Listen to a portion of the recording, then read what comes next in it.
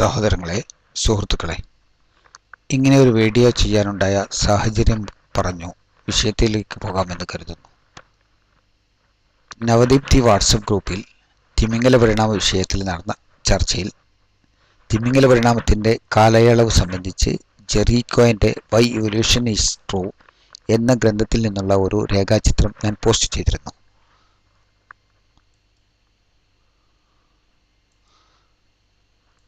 രേഖാചിത്രം കാണുക.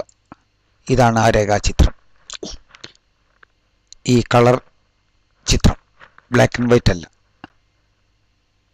ഇതിൽ പറഞ്ഞ തിമിംഗല പരിണാമ കാലഗണന, അതിന് ശാസ്ത്രീയമായി എന്ത് തെളിവാണുള്ളത്, എന്ത് രേഖയുടെ അടിസ്ഥാനത്തിലാണ് ഈ രേഖാചിത്രം തയ്യാറാക്കിയിട്ടുള്ളത് എന്നായിരുന്നു എൻ്റെ ചോദ്യം.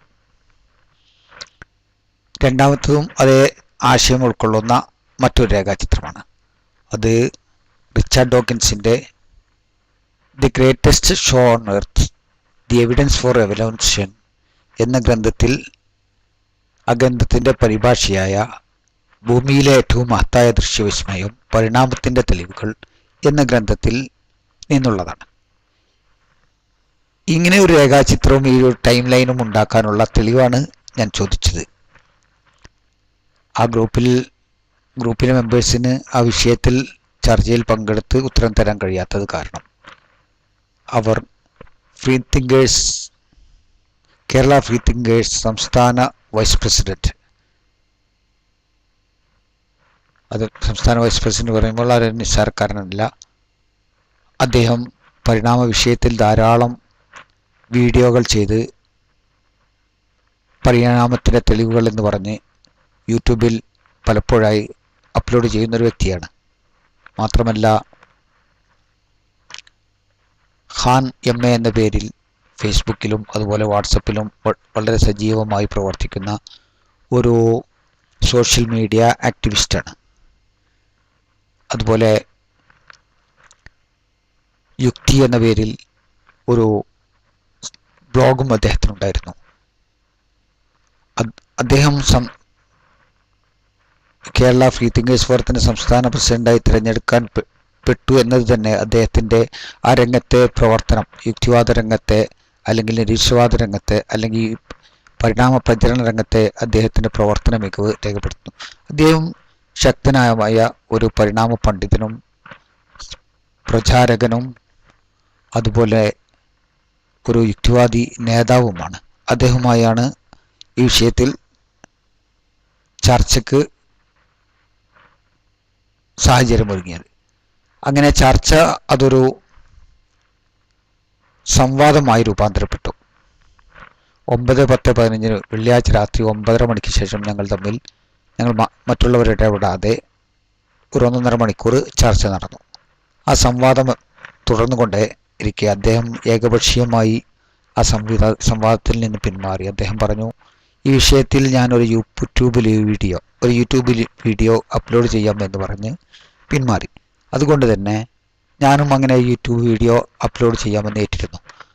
ആ യൂട്യൂബ് വീഡിയോ അപ്ലോഡ് ചെയ്യുന്നതിന് മുമ്പ് അദ്ദേഹം ഒരു ഓപ്പണിംഗ് ഗേറ്റ് എന്ന് പറഞ്ഞ് പരിചയപ്പെടുത്തി മറ്റൊരു ലിങ്ക് അഥവാ ഒരു സൈറ്റ് ലിങ്ക് ഇതേ വിഷയത്തിൽ തിമിംഗല പരിണാമത്തിൻ്റെ വിഷയത്തിൽ ഒരു സൈറ്റ് ലിങ്ക് പോസ്റ്റ് ചെയ്തിരുന്നു. ശേഷം 25-ാം തീയതി അദ്ദേഹത്തിൻ്റെ യൂട്യൂബ് ലിങ്കും ആ ഗ്രൂപ്പിൽ പോസ്റ്റ് ചെയ്തു. അദ്ദേഹവുമായി നടന്ന സംവാദം, അദ്ദേഹം ആ ഗ്രൂപ്പിൽ നടന്ന ചർച്ചയിൽ പങ്കെടുത്തുകൊണ്ട് അദ്ദേഹം ഇടപെട്ട സംവാദം, അതുപോലെ അദ്ദേഹത്തിൻ്റെ ഈ ഓപ്പൺ ഗേറ്റ് എന്ന് പറയുന്ന സൈറ്റ് ലിങ്ക്, ആ സൈറ്റിലെ വിവരങ്ങൾ, അതുപോലെ അദ്ദേഹത്തിൻ്റെ യൂട്യൂബ് വീഡിയോ, ഇവയുമായി ബന്ധപ്പെട്ട് എനിക്കെന്ത് പറയാനുണ്ട് എന്ന് പറയാനുള്ള ഒരു ശ്രമമാണ് ഇവിടെ നടക്കുന്നത്. പ്രതികരണങ്ങൾ ഒരു പക്ഷേ പലർക്കും ഇഷ്ടപ്പെട്ടെന്ന് വരില്ല, ഒരു പക്ഷേ ഇഷ്ടപ്പെട്ടെന്ന് വരും. ഏതായാലും നിങ്ങളുടെയൊക്കെ മുമ്പിലേക്ക് ഈ വിഷയം ഞാൻ അവതരിപ്പിക്കാൻ ഒരുങ്ങുകയാണ്. ആദ്യമായി അദ്ദേഹം വാട്സപ്പ് ഗ്രൂപ്പിൽ പോസ്റ്റ് ചെയ്ത ചില കാര്യങ്ങൾ അതിൻ്റെ വോയിസ് ക്ലിപ്പ് ഒന്ന് രണ്ട് വോയിസ് ക്ലിപ്പ് കേട്ട് ഞാനും അദ്ദേഹവുമായ സംഭാഷണത്തിൻ്റെ തുടക്കത്തിൻ്റെ വോയിസ് ക്ലിപ്പ് കേട്ട് നമുക്ക് വിഷയത്തിലേക്ക് മെല്ലെ പോകാം.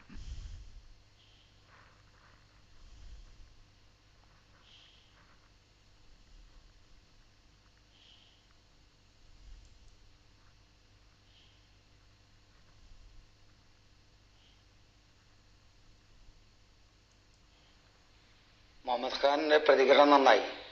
വളരെ ആലോചിച്ച് തീരുമാനിച്ചെടുത്ത ഒരു പ്രതികരണമാണ്. നന്നായിട്ടുണ്ട്. നല്ല കൃത്യതയോടുള്ള മറുപടിയാണ്.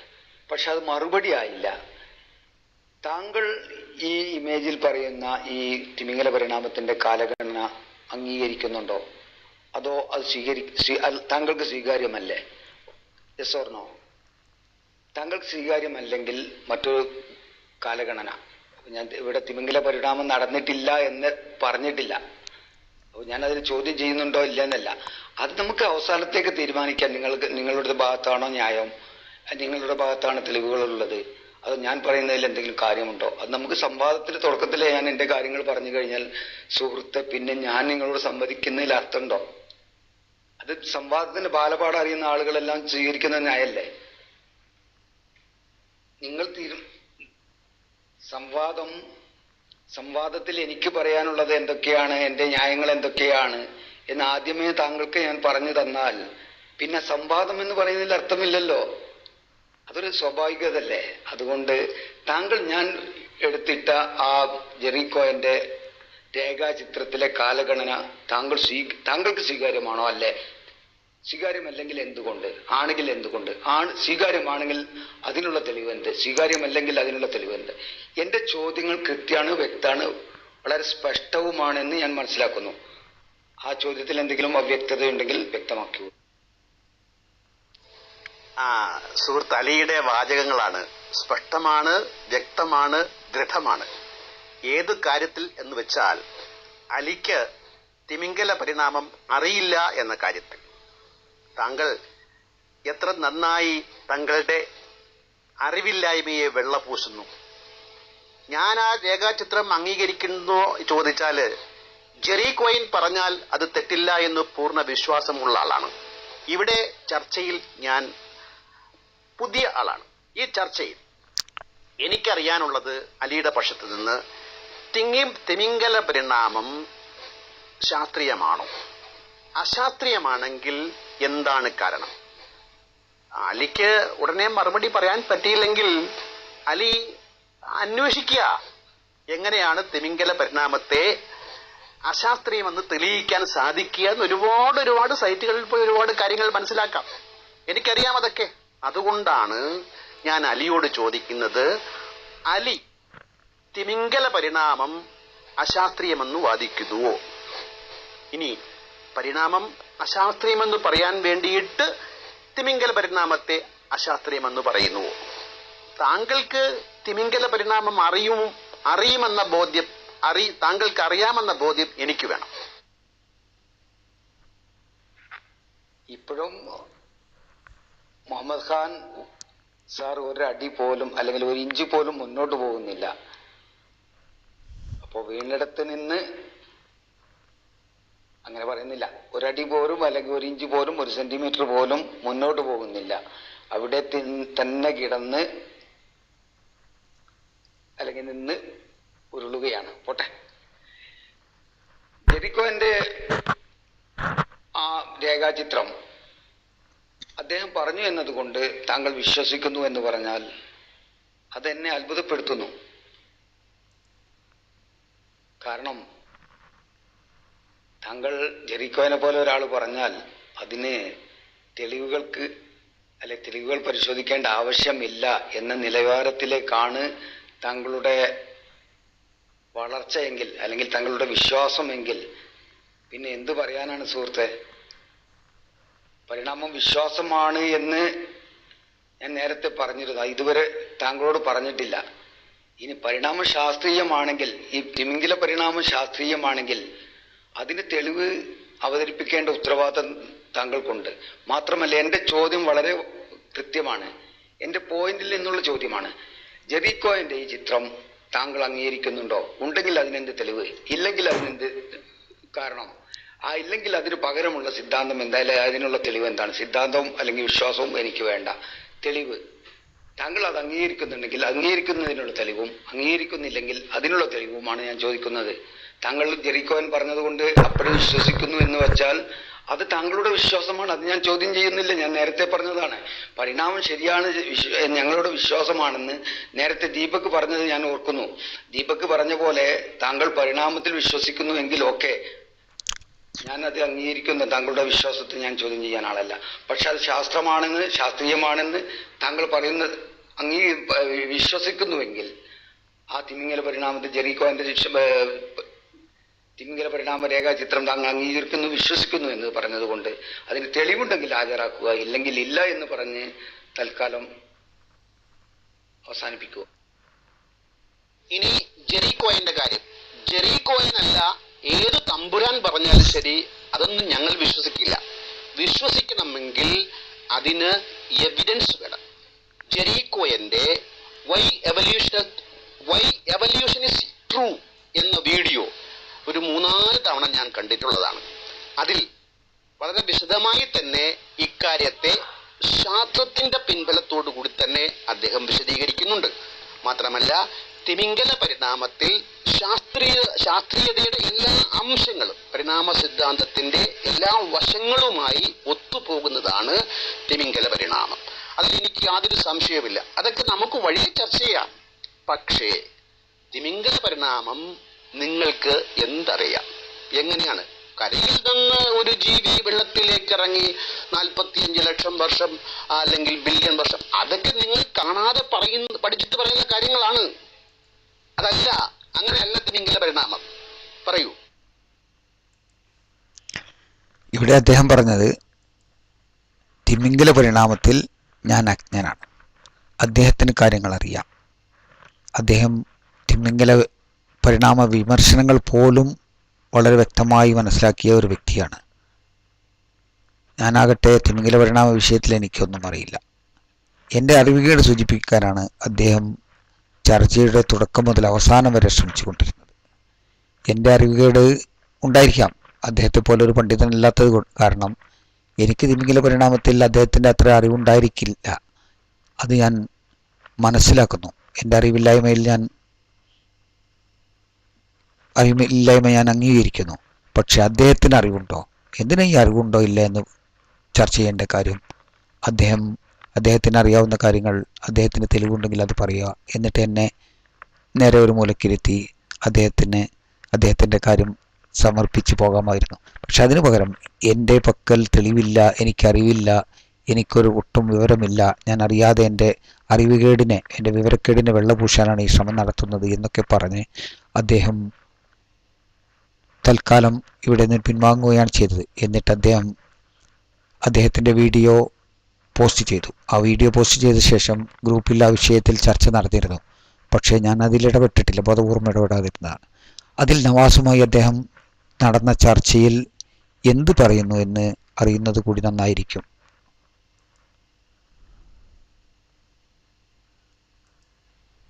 പിന്നെ നവാസ് ഇവിടെ പറഞ്ഞു എൻ്റെ നിഗമനങ്ങൾ. അല്ലേ അല്ല.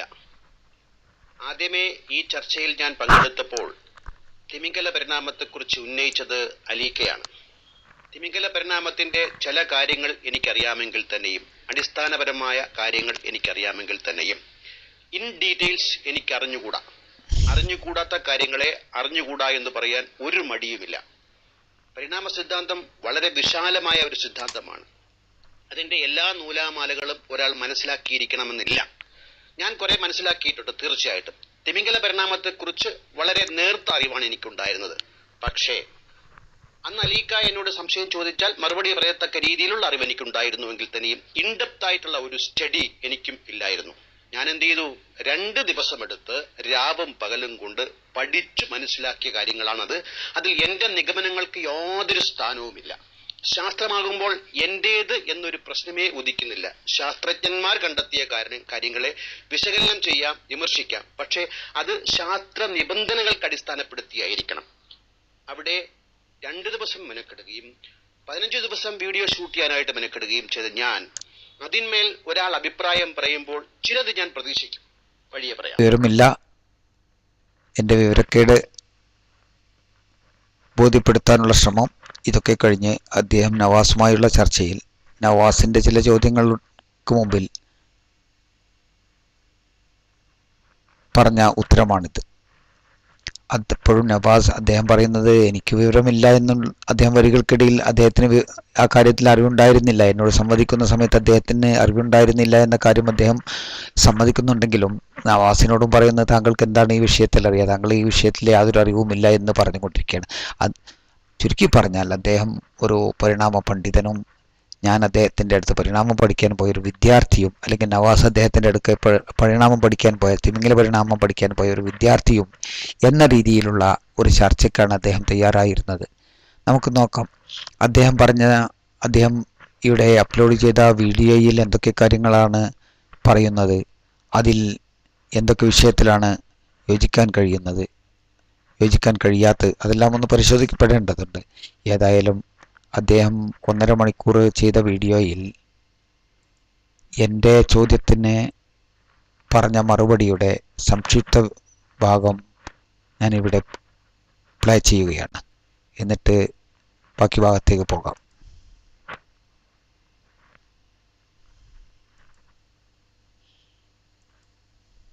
കാംബ്രിയൻ നമുക്കിതിനെ ഓരോന്നിലായിട്ട് പരിശോധിക്കാം. എല്ലാം പരിശോധിക്കാനുള്ള സമയം നമുക്ക് അനുവദിക്കില്ല എങ്കിൽ തന്നെയും നമുക്ക് കുറെ കാര്യങ്ങളെങ്കിലും ഇവിടെ പറയാതിരിക്കാൻ ഒക്കില്ല. ഇതാണ് വാസ്തവത്തിൽ സയന്റിഫിക് മെത്തേഡ് എന്ന് പറയുന്നത്. സയൻസികമായി തന്നെ കാര്യങ്ങളെ വിശദീകരിക്കുന്നത് നമ്മുടെ ബാധ്യതയാണ്. വെറുതെ എങ്ങനെ പറഞ്ഞു പോകാൻ പോരല്ലോ. വെറുതെ പറഞ്ഞു പോകുക എന്നുള്ളത് മതത്തിന്റെ സ്വഭാവമാണ്. നമുക്കതിന്റെ എവിഡൻസ് എങ്ങനെയാണെന്ന് പറഞ്ഞു പോകും. അത് സാധാരണക്കാർക്ക് മനസ്സിലാകത്തക്ക രീതിയിൽ സാങ്കേതികതത്തെ പരമാവധി ഒഴിവാക്കിക്കൊണ്ട്, പക്ഷെ ചിലത് പറയാതിരിക്കാൻ ഒക്കില്ല. അങ്ങനെ പറയേണ്ട കാര്യങ്ങൾ പറഞ്ഞുകൊണ്ട് തന്നെ നമുക്ക് മുന്നോട്ട് പോകാം. ആദ്യം പാലിയന്തോളജിക്കൽ എവിഡൻസസ്, ഫോസിൽ പരമായ ഫോസിലുകളിൽ നിന്ന് കിട്ടിയ ഈ ഫോസിൽ എന്ന് പറയുമ്പോഴത്തേക്കും വിശ്വാസികൾക്ക് ഇന്റലിജന്റ് ഡിസൈൻസ് ID കാർക്ക് ഭയങ്കര ഇഷ്ടമുള്ള കാര്യമാണ്. അവർ വിചാരിക്കുന്നത് എല്ലാ ജീവികളും അങ്ങ് ഫോസിലായിട്ടുണ്ട്, ഇടക്കണ്ണികളൊക്കെ നമുക്ക് ഇഷ്ടം പോലെ കിട്ടും. ഇതൊക്കെ തെറ്റിദ്ധാരണയാണ്. ഇന്ന് ഭൂമിയിൽ ജീവിച്ച ജീവജാലങ്ങളിൽ എൻ്റെ അറിവ് ശരിയാണെങ്കിൽ 99% ജീവികളും എക്സ്റ്റിൻറ്റ് ആയിപ്പോയി.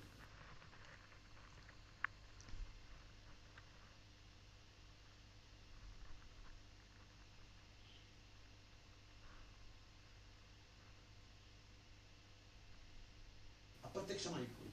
ബാക്കി 1% ജീവിക്കുന്നത്.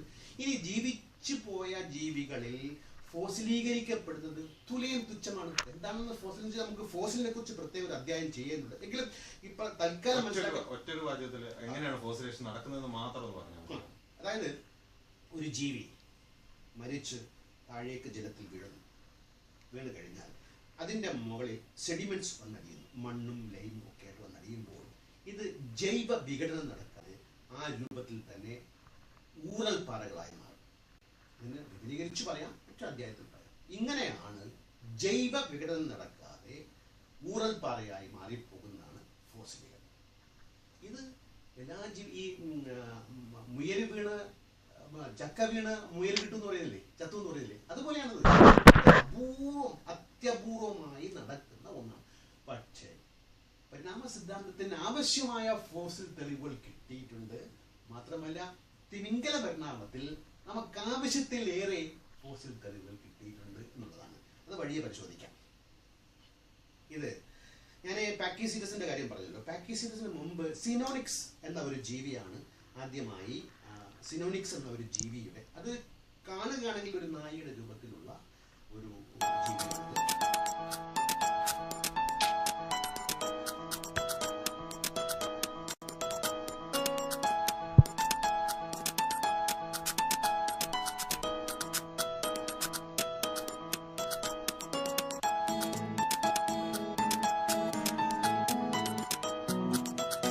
അതിന്റെ ദന്തനിരയെടുത്ത് പരിശോധിക്കുമ്പോൾ 44 പല്ലുകൾ അതിൽ കാണാൻ സാധിക്കും.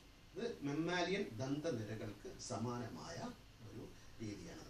ഇനി ഈ നായയുടെ തല നിന്നും വ്യത്യസ്തമായി തിമിംഗലത്തിന്റെ തല കൂർത്തിരിക്കുകയാണ് അല്ലെ.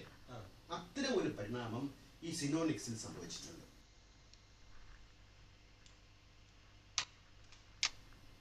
അതിന്റെ ഫോസിലുകൾ അവൈലബിൾ ആണ്. തീർച്ചയായിട്ടും സിനോണിക്സ് എന്നൊരു ഫോസിൽ നമുക്ക് ആ ചിത്രത്തിൽ കൂടി കാണിക്കാം. സിനോണിക്സ് എന്നുള്ള ഫോസിൽ നമുക്ക് കിട്ടിയിട്ടുണ്ട്.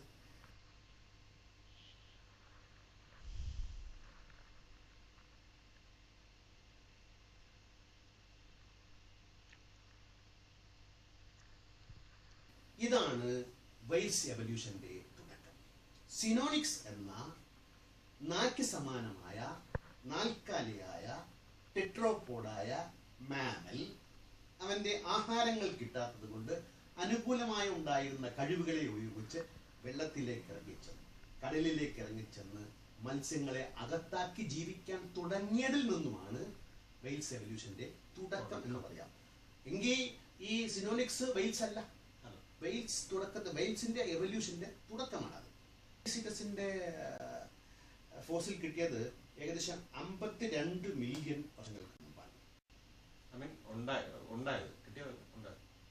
നമുക്ക് അതായത് അതിന്റെ കിട്ടിയ ഫോസിൽ ശരിയാണ്, കിട്ടിയ ഫോസിലിന്റെ കാലയളവ് എന്ന് പറയുന്നത് 52 മില്യൺ വർഷങ്ങൾക്ക് മുമ്പ് ജീവിച്ചിരുന്നു.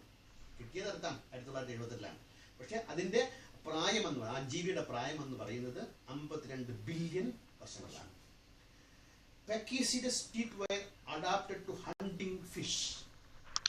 മത്സ്യത്തെ വേട്ടയാടാൻ പാകത്തിലായിരുന്നു അതിന്റെ പല്ല്. ഇനി അടുത്ത ഒരു രസാവഹമായ ശാസ്ത്രലോകം നന്നായി വിലമതിച്ചു നോക്കുന്ന ഒരു ഫോസിലാണ് ആംബിലിയോസിറ്റസ്. 1994 തെർസീൻ എന്ന ശാസ്ത്രജ്ഞനും അദ്ദേഹത്തിന്റെ കൂട്ടാളികളും, അതായത് 1978 ഫിലിപ്പ് കിംഗ്റിച്ച് പക്കിസിറ്റസിനെ കണ്ടെത്തപ്പോൾ പാകിസ്ഥാനിൽ തന്നെ ഏകദേശം ഈ പാക്കിസിറ്റസ് കിട്ടിയതിന്റെ 120 മീറ്റർ മുകളിലായി ഈ അടരുകളിൽ പാകിസ്ഥാനിലെ സുലൈമാൻ താഴ്വരയിൽ 120 മീറ്റർ മുകളിൽ സെഡിമെന്റ്സിൽ നിന്നാണ് ഈ ആംബിലിയോസിറ്റസിന്റെ ഇതുകൾ കിട്ടിയിട്ടുള്ളത്. ഇത് ജീവിച്ചത് മിഡിൽ ഇയോസിൻ കാലഘട്ടത്തിലാണ്. ഏകദേശം 50 മില്യൺ വർഷങ്ങൾക്ക് മുമ്പ് ജീവിച്ചിരുന്നു.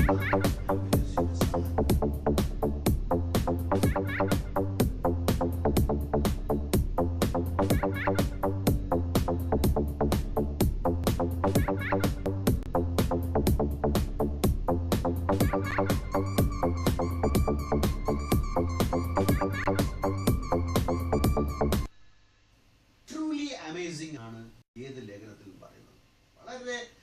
വളരെ അതിശയകരമായ പരിണാമ സിദ്ധാന്തത്തിന് അജയ്യമായ തെളിവ് നൽകുന്ന ഒരു ജീവി ഫോസിലാണ് ആംബിലിയോസിറ്റസ്. ക്ലിയർലി എ സെറ്റേഷ്യൻ, അത് തിമിംഗല ജീവി വർഗത്തിൽപ്പെട്ടതാണ് ഈ ആംബിലിയോസിറ്റസ്. ആംബിലിയോസിറ്റസിന് ശേഷം നമുക്ക് കിട്ടിയ മറ്റൊരു ഫോസിലാണ് പ്രോട്ടോസിറ്റസ്. ഈ പ്രോട്ടോസിറ്റസ് ഫസ്റ്റ് വെയിലല്ല, ആദ്യത്തെ തിമിംഗലമല്ല.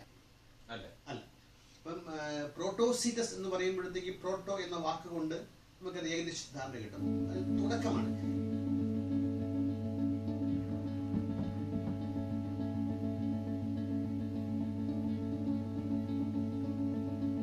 റിമൈൻഡ് ചെയ്യേണ്ടതുണ്ട്, ഈ മൂക്കിന്റെ സ്ഥാനം മാറുന്ന അടക്കമുള്ള പരിണാമ മാറ്റങ്ങൾ അഗെയിൻ ഒരു 10 ലക്ഷം വർഷങ്ങളോ അല്ലെങ്കിൽ 15 ലക്ഷം വർഷങ്ങളോ എടുത്തിട്ടാണെന്നുള്ളത് നമ്മളിവിടെ അത് ഓർമ്മിക്കേണ്ടതുണ്ട്. അല്ലെങ്കിൽ വിശ്വാസികൾക്ക് ശരിക്കും മനസ്സിലാവില്ല എനിക്ക് തോന്നുന്നു.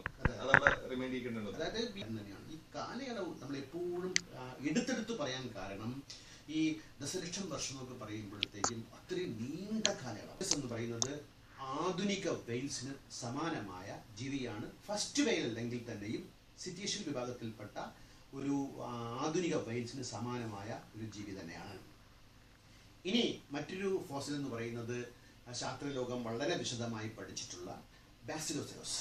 ഇത് എൻ്റെ ഓർമ്മ ശരിയാണെങ്കിൽ നമുക്ക് ആംബിലിയോസിറ്റസും പാക്കിസിറ്റസിൻ്റെ ഒക്കെ ഫോസിൽ കിട്ടുന്നതിന് മുമ്പ് കിട്ടിയ ഒരു ഫോസിലാണെങ്കിൽ പോലും ഇത് തിമിംഗല പരിണാമത്തിൻ്റെ ഇടക്കണ്ണിയാണെന്ന് അന്ന് മനസ്സിലാക്കുവാൻ സാധിക്കാതെ പോയി എന്നാണ് എൻ്റെ ധാരണ. പക്ഷേ പാക്കിസീറ്റസും ആംബിലിയോസിറ്റസും റോഡോസീറ്റസും ഒക്കെ കിട്ടിയതിന് ശേഷം ഇതും ഒരു ഇടക്കണ്ണിയാണ് നമുക്ക് മനസ്സിലാക്കാൻ സാധിച്ചു. ഈ ബാസിലോസെറസ് എന്ന് പറയുന്നത് അതിന്റെ ചിത്രം കണ്ടാൽ നമുക്ക് ആ ചിത്രം ഇവിടെ കാണിക്കാം.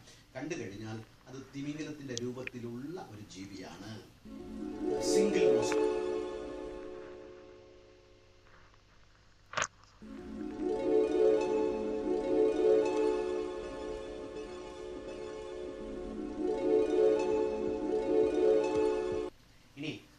ഒഡൻഡോസീറ്റസും മിസ്റ്റിസീറ്റസും. ഇത് 2 തരം ഫോസിലുകളാണ്. 35 മില്യൺ വർഷങ്ങൾക്ക് മുമ്പ് കിട്ടിയ 35 ലക്ഷം വർഷം മുമ്പ്, ലക്ഷമല്ല 35 മില്യൺ വർഷങ്ങൾക്ക്, ദശലക്ഷം വർഷങ്ങൾക്ക് മുമ്പ് ജീവിച്ചിരുന്ന ജീവിയാണ്. ഞങ്ങളുടെ ചർച്ചയിൽ ഞാൻ ഉന്നയിച്ച വിഷയത്തിൽ അദ്ദേഹം നടത്തിയ പ്രതികരണത്തിൻ്റെ ആകത്തുകയാണിത്. അദ്ദേഹത്തിൻ്റെ 1.5 മണിക്കൂർ വീഡിയോയിൽ ഏറെ നീട്ടിപ്പരത്തി വ്യത്യസ്ത വിഷയങ്ങൾ കൈകാര്യം ചെയ്യുന്നുണ്ടെങ്കിലും ഈ ഒരു 10 മിനിറ്റ് അല്ലെങ്കിൽ 10 മിനിറ്റിൽ താഴെയുള്ള ഈ വീഡിയോയിൽ പറഞ്ഞ കാര്യങ്ങൾ ആണ് അദ്ദേഹം ഞാൻ പറഞ്ഞതിൻ്റെ പ്രതികരണമായി അറിയിച്ച കാര്യങ്ങളുടെ ആകത്തുക. ആ വിഷയം നമുക്ക് മെല്ലെ പരിഗണിക്കാം. അതിനു മുമ്പ് ഓരോന്നോരോന്നായിട്ട് നമുക്ക് പരിഗണിക്കാം. അതിൽ പ്രധാന പ്രശ്നം എൻ്റെ ചോദ്യത്തിലെ കാലയളവ് തന്നെ. അത് നമുക്ക് അവസാനത്തിൽ പരിഗണിക്കാം. അതിനിടയ്ക്ക് മറ്റു ചില പ്രശ്നങ്ങൾ പരിശോധിച്ച് മുന്നോട്ട് പോകാമെന്ന് കരുതുന്നു.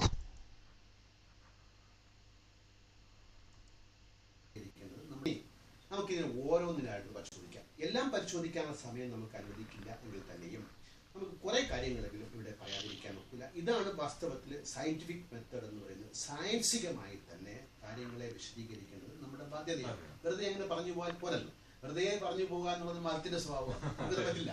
നമുക്കതിന്റെ എവിഡൻസ് എങ്ങനെയാണെന്ന് പറഞ്ഞു പോകണം. അത് സാധാരണക്കാർക്ക് മനസ്സിലാകത്തക്ക രീതിയിൽ സാങ്കേതികതത്തെ പരമാവധി ഒഴിവാക്കിക്കൊണ്ട്. പക്ഷെ ചിലത് പറയാതിരിക്കാൻ ഒക്കില്ല. അങ്ങനെ പറയേണ്ട കാര്യങ്ങൾ പറഞ്ഞുകൊണ്ട് തന്നെ നമുക്ക് മുന്നോട്ട് പോകാം.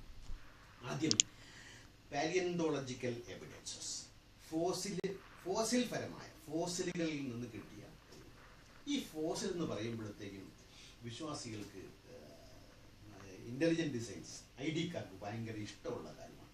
അവർ വിചാരിക്കുന്നത് എല്ലാ ജീവികളും അങ്ങ് ഫോസിലായിട്ടുണ്ട്, ഇടക്കണ്ണികളൊക്കെ നമുക്ക് ഇഷ്ടം പോലെ കിട്ടും. ഇതൊക്കെ തെറ്റിദ്ധാരണയാണ്. ഇന്ന് ഭൂമിയിൽ ജീവിച്ച ജീവജാലങ്ങളിൽ എൻ്റെ അറിവ് ശരിയാണെങ്കിൽ 99% ജീവികളും എക്സ്റ്റിങ്റ്റ് ആയിപ്പോയി.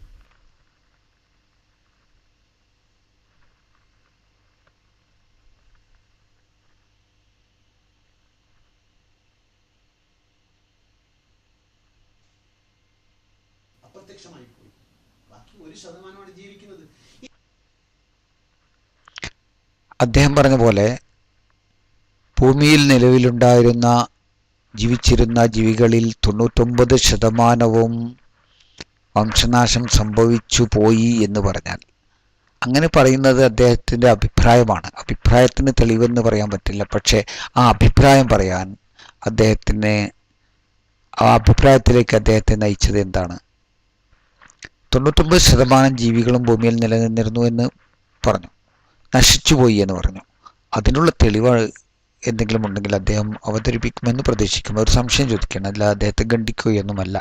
പിന്നെ അങ്ങനെ 99% ജീവികളും നശിച്ചു പോയാൽ ഇതൊരു പരിണാമ പ്രശ്നം കൂടിയാണ്.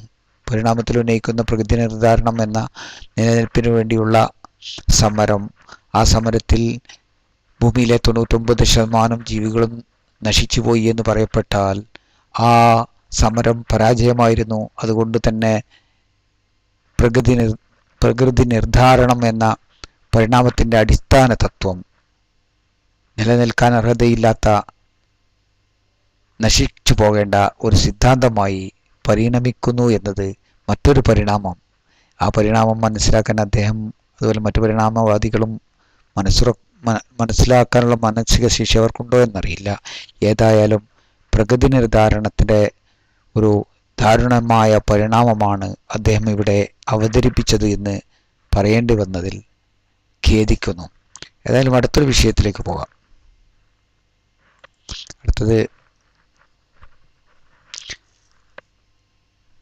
അടുത്തത് ഫോസിലാണ്. ഇത് സിനോണിക്സ് ഫോസിൽ. അത് നമുക്കൊന്ന് ചർച്ച ചെയ്യാം.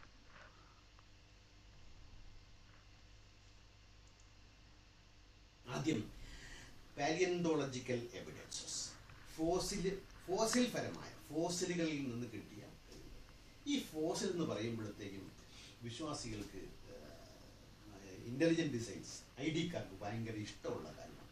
അവർ വിചാരിക്കുന്നത് എല്ലാ ജീവികളും അങ്ങ് ഫോസിലായിട്ടുണ്ട്, ഇടക്കണ്ണികളൊക്കെ നമുക്ക് ഇഷ്ടം പോലെ കിട്ടും. തെറ്റിദ്ധാരണയാണ്.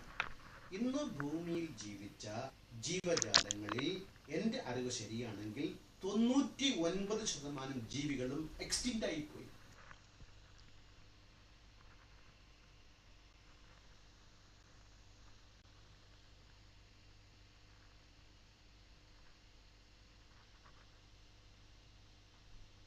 അപ്രത്യക്ഷമായി പോയി. ബാക്കി 1% ജീവിക്കുന്നത്. ഈ ജീവിച്ചു പോയ ജീവികളിൽ ഫോസിലീകരിക്കപ്പെടുന്നത് തുലയം തുച്ഛമാണ്. എന്താണെന്ന് ഫോസിലിനെ നമുക്ക് ഫോസിലിനെ കുറിച്ച് പ്രത്യേക ഒരു അധ്യായം ചെയ്യുന്നുണ്ട്. എങ്കിലും ഇപ്പൊ തൽക്കാലം ഒറ്റൊരു വാചകത്തിൽ എങ്ങനെയാണ് ഫോസിലേഷൻ നടക്കുന്നതെന്ന് മാത്രം പറഞ്ഞു. അതായത് ഒരു ജീവി മരിച്ച് താഴേക്ക് ജലത്തിൽ വീണ് കഴിഞ്ഞാൽ അതിൻ്റെ മുകളിൽ സെഡിമെന്റ്സ് വന്നടിയുന്നു. മണ്ണും ലൈമും ഒക്കെ വന്നടിയുമ്പോൾ ഇത് ജൈവ വിഘടനം നടക്കാതെ ആ രൂപത്തിൽ തന്നെ ഊറൽ പാറകളായി മാറും. ഇതിന് വിപുലീകരിച്ച് പറയാം, മറ്റു അധ്യായത്തിൽ പറയാം. ഇങ്ങനെയാണ് ജൈവ വിഘടനം നടക്കാതെ ഊറൽ പാറയായി മാറിപ്പോകുന്നതാണ് ഫോസിലുകൾ. ഇത് എല്ലാ ഈ മുയൽ വീണ് ചക്ക വീണ് മുയൽ കിട്ടുമെന്ന് പറയുന്നില്ലേ, ചത്തു എന്ന് പറയുന്നില്ലേ, അതുപോലെയാണത്. ഇത് അത്യപൂർവമായി നടക്കുന്ന ഒന്നാണ്. പക്ഷേ പരിണാമ സിദ്ധാന്തത്തിന് ആവശ്യമായ ഫോസിൽ തെളിവുകൾ കിട്ടിയിട്ടുണ്ട്. മാത്രമല്ല തിമിംഗല പരിണാമത്തിൽ നമുക്ക് ആവശ്യത്തിലേറെ ഫോസിൽ തെളിവുകൾ കിട്ടിയിട്ടുണ്ട് എന്നുള്ളതാണ്. അത് വഴിയെ പരിശോധിക്കാം. കൂടി നിലനിൽക്കുന്നത് അത്തരം ഫോസിൽ. ഇനി ഫോസിലീകരിക്കണമെങ്കിൽ അസ്ഥി വേണം, മാംസമൊക്കെ പോകും. അപ്പം ഫോസിലീകരിക്കപ്പെടണമെങ്കിൽ അസ്ഥി വേണം. അസ്ഥിയുള്ള ഭാഗമായതുകൊണ്ടാണ് ഈ ബാസിലോസിറസിൻ്റെയും ഓഡൻഡോസീറ്റസിൻ്റെയും മൈസ്റ്റീസീറ്റസിൻ്റെയും ഒക്കെ തുഴ എന്നുള്ളത് പൂർവിക ജീവിയുടെ മുൻകാലായിരുന്നു എന്ന് തീരുമാനിക്കാൻ നമുക്ക് പറ്റിയത്. വെറും തുഴയായിരുന്നെങ്കിൽ, മാംസത്തിന്റെ മാത്രം തുഴയായിരുന്നെങ്കിൽ നമുക്ക് ഫോസിൽ പോലും കിട്ടില്ല. അത് ഈ തിമിംഗല പരിണാമത്തിനെതിരെ വാദഗതി ഉന്നയിക്കുന്ന ആളുകൾ, ക്രിയേഷനിസ്റ്റ്, ഒരു ഭാഗത്തായിട്ട് ഒരു സംശയം, ഒരു വാദഗതി ഉന്നയിക്കുന്നുണ്ട്. അതായത് എനിക്ക് തോന്നുന്നത് ബാസിലോസിറസിന്റെ വാല് കിട്ടിയിട്ടില്ല എന്ന് കിംഗ്രിച്ച് ഭാഗത്ത് പറയുന്നുണ്ട്. അപ്പൊ ഈ വാല് വാസ്തവത്തിൽ ഈ തിമിംഗലത്തിന്റെ വാലെന്ന് പറയുന്നത് അതിന്റെ വാല് തുഴയായി മാറിയ, നിങ്ങൾ ആലോചിച്ചു, ഹൊറിസോണ്ടലായി നിൽക്കുന്ന ഒരു തുഴയാണ്. ഇതെങ്ങനെ മാറും? നിങ്ങൾക്ക് വാലിന്റെ ഫോസിൽ കിട്ടിയില്ല എന്ന് കിംഗ്രിച്ച് പറയുന്നുണ്ടല്ലോ. അവിടെ എന്താ വാസ്തവം എന്ന് വെച്ചാല് വാലിന്റെ അറ്റത്ത് അസ്ഥികളില്ലാത്തത് കൊണ്ട് ഫോസിൽ കിട്ടില്ല. പക്ഷേ ബാക്കി എല്ലാ ശരീരഘടന വെച്ചുകൊണ്ട് ഇതിങ്ങനെ ആയിരിക്കാമെന്നുള്ള ശാസ്ത്രീയമായ അനുമാനങ്ങളിലേക്ക് നമുക്ക് എത്തിച്ചേരാൻ സാധിക്കും. നമ്മളിപ്പോൾ സൂര്യമണ്ഡലത്തിന് അപ്പുറത്ത് പോയിട്ടില്ല. എന്തിന്? നമ്മൾ ചൊവ്വയിലും പോയിട്ടില്ല. ചൊവ്വയിൽ നമ്മൾ ഉപഗ്രഹങ്ങളേക്ക് ഇറക്കാം, ചൊവ്വയിൽ നമ്മൾ വാഹനം ഇറക്കി വാഹനം അവിടെ ചെയ്യുന്നുണ്ട്. പക്ഷെ നേരിട്ടുള്ള ഒരു പോക്ക് അവിടെ ഉണ്ടാകുന്നതിന് മുമ്പ് തന്നെ നമ്മൾക്ക് ഒരു ഹൈപ്പോത്തിസിസ് നമ്മൾ ഉണ്ടാക്കി. അതിനാവശ്യമായ തെളിവുകൾ ശേഖരിച്ചുകൊണ്ട് നമ്മളത് ശരിയിലേക്ക് എത്തുന്നത് പോലെ അവിടെ വാലില്ലെങ്കിലും അതിന്റെ ബാക്കിയുള്ള ശരീരഭാഗങ്ങൾ വെച്ചിട്ട് വാല് തുഴയായി പരിണമിച്ചിരിക്കാം എന്നല്ലാതെ മറ്റൊരു തീരുമാനത്തിൽ എത്തിച്ചേരാൻ പറ്റില്ല എന്ന കാര്യം ഈ വിശ്വാസികൾ അവരുടെ വിശ്വാസം മുഖാന്തരം മറന്നു പോകുമ്പോൾ നമുക്ക് വരെ കുറ്റം പറയാനാവില്ല. പക്ഷെ യാഥാർത്ഥ്യം വാസ്തവത്തിൽ നിങ്ങൾ ഒരുപാട് അകലെ എന്ന് ഞങ്ങൾക്ക് ശക്തമായി പറയേണ്ടി വരും. അപ്പോ അദ്ദേഹം പറഞ്ഞത് ഫോസിലീകരണം എങ്ങനെയെന്ന് പറഞ്ഞു. ഫോസിലീകരണം അദ്ദേഹം പറഞ്ഞ ഭാഗം മാത്രമല്ല, മറ്റു പല രീതിയുമുണ്ട്. അത് നമ്മൾക്ക് ഇവിടെ ഇപ്പോൾ ചർച്ച ചെയ്യേണ്ട വിഷയമല്ല, അതിലേക്ക് പോയി ചർച്ച നീട്ടാൻ ഞാൻ ഉദ്ദേശിക്കുന്നില്ല. പക്ഷേ അദ്ദേഹം പറഞ്ഞതിലൊരു അബദ്ധമുണ്ട്. ഫോസിലീകരിക്കാൻ അസ്ഥി വേണമെന്ന. ഫോസിലീകരിക്കാൻ അസ്ഥി വേണ്ട. അതിന് അസ്ഥിയില്ലാത്ത വസ്തുക്കളും ഫോസിലീകരിക്കുന്നുണ്ട്. ഉദാഹരണത്തിന് ഇലകൾ ഫോസിലീകരിക്കപ്പെട്ടിട്ടുണ്ട്, പുഷ്പങ്ങൾ ഫോസിലീകരിക്കപ്പെട്ടിട്ടുണ്ട്. അതുപോലെ ജന്തുലോകത്ത് 5.4 ബില്യൺ വർഷങ്ങൾക്ക് മുമ്പ് ജീവിച്ചിരുന്ന ട്രിലോബൈറ്റിൻ്റെ ഫോസിൽ വരെ ഇന്ന് ലഭ്യമാണ്. ട്രിലോബൈറ്റിന് 5.4 ബില്യൺ പ്രായം അഥവാ കാംബ്രിയൻ ഘട്ടത്തിൽ ജീവിച്ചിരുന്ന ഫോസിൽ പോലും ഇന്ന് ലഭ്യമാണ് എന്ന് അദ്ദേഹത്തിന് അറിയാതെ പോയതാണോ അതോ അറിഞ്ഞുകൊണ്ട് അറിയാത്ത പോലെ സംസാരിച്ചതാണോ എന്നത് നാം കണ്ടറിയേണ്ട മറ്റൊരു വിഷയമാണ്. ഇനി അടുത്തത് അടുത്ത വിഷയമാണ് നേരത്തെ പറഞ്ഞ സിനോനിക്സ്. അത് നമുക്ക് നോക്കാം.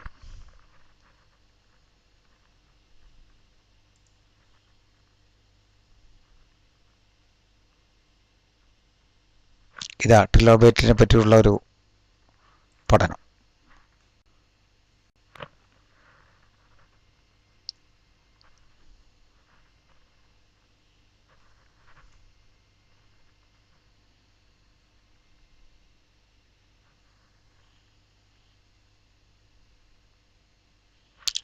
ഇതിൽ ട്രിലോബൈറ്റിൻ്റെ ഫോസിൽ ചിത്രങ്ങൾ നമുക്ക് നേരിട്ട് കാണാം. ഇതാ കണ്ടുകൊണ്ടിരിക്കുന്നു. ഇത് ട്രിലോബൈറ്റിൻ്റെ ഫോസിലാണ്. ഇത് വിക്കിപീഡിയയിൽ നിന്നുള്ള ഇതും ട്രിലോബൈറ്റിൻ്റെ ഫോസിലാണ്. ഇതിലെ ഈ ജന്തുവിന്, ഈ ജീവിക്ക് ഒരിക്കലും ഒരു അസ്ഥി ഉണ്ടായിട്ടില്ല. ഇപ്പോഴും അവ ജീവിച്ചിരിപ്പുണ്ട്, പക്ഷെ അവയ്ക്കൊന്നും അസ്ഥിയില്ല. ഇനി അടുത്തത് കാര്യം കാണുക. അത് അദ്ദേഹത്തിൻ്റെ അജ്ഞതയിൽ നിന്ന് വന്നൊരു അബദ്ധമായിരിക്കാൻ സാധ്യതയുണ്ട്. ഇത് കാണുക. ഇത് ഞാൻ പാക്കിസീഡസിന്റെ കാര്യം പറഞ്ഞല്ലോ. പാക്കിസീഡസിന് മുമ്പ് സിനോനിക്സ് എന്ന ഒരു ജീവിയാണ് ആദ്യമായി സിനോനിക്സ് എന്ന ഒരു ജീവിയുടെ, അത് കാണുകയാണെങ്കിൽ ഒരു നായയുടെ രൂപത്തിലുള്ള ഒരു ജീവിയാണ്.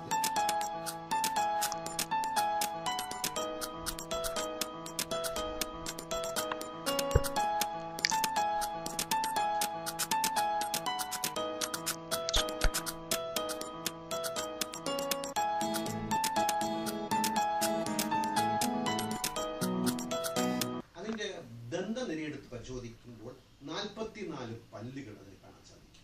ഇത് മെമ്മാലിയൻ ദന്തനിരകൾക്ക് സമാനമായ ഒരു രീതിയാണത്. ഇനി ഈ നായയുടെ തല നിന്നും വ്യത്യസ്തമായി തിമിംഗലത്തിന്റെ തല കൂർത്തിരിക്കുകയാണ് അല്ലെ? അത്തരം ഒരു പരിണാമം ഈ സിനോനിക്സിൽ സംഭവിച്ചിട്ടുണ്ട്.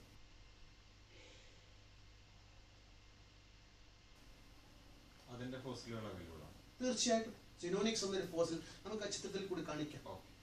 സിനോനിക്സ് എന്നുള്ള ഫോസിൽ നമുക്ക് കിട്ടിയിട്ടുണ്ട്.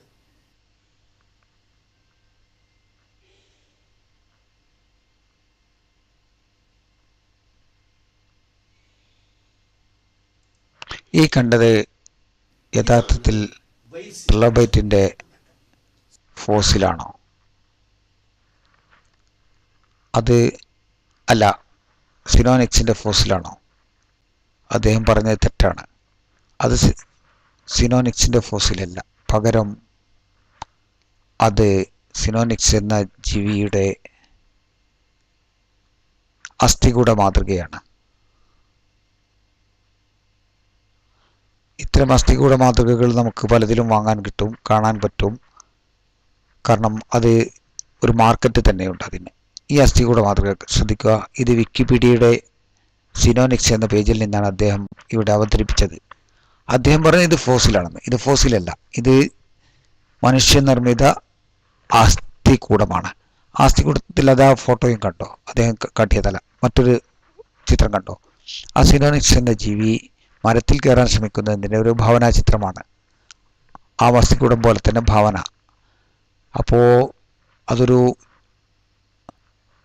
ജലത്തിൽ ജീവിച്ചിരുന്ന, അല്ലെ കടലിൽ നിന്ന് മീൻ പിടിച്ചിരുന്ന ജീവിയാണ് എന്നതിന് വലിയ പ്രത്യേകിച്ച് തെളിവൊന്നുമില്ല. അതിവിടെ പ്രത്യേകം പറയുന്നുമുണ്ട്. കണ്ടോ?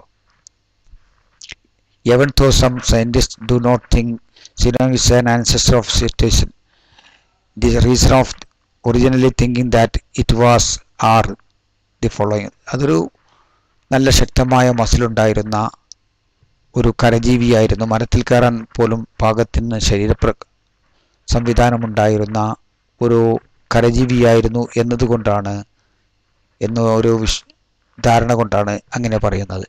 പിന്നെ സിനോനിക്സിനെ തിമിംഗലത്തിൻ്റെ മുതുമുത്തച്ഛനാക്കി ചിത്രീകരിക്കുന്നത് എന്ത് തെളിവിൻ്റെ അടിസ്ഥാനത്തിലാണെന്ന് മനസ്സിലാകുന്നില്ല. ഏതെങ്കിലും ആവട്ടെ, അദ്ദേഹത്തിന് എവിടെയൊന്ന് പകർന്നു കിട്ടിയ ഒരു അറിവിൻ്റെ അടിസ്ഥാനത്തിൽ അദ്ദേഹം അവതരിപ്പിക്കുമ്പോൾ അതിനെന്താണ് തെളിവ്?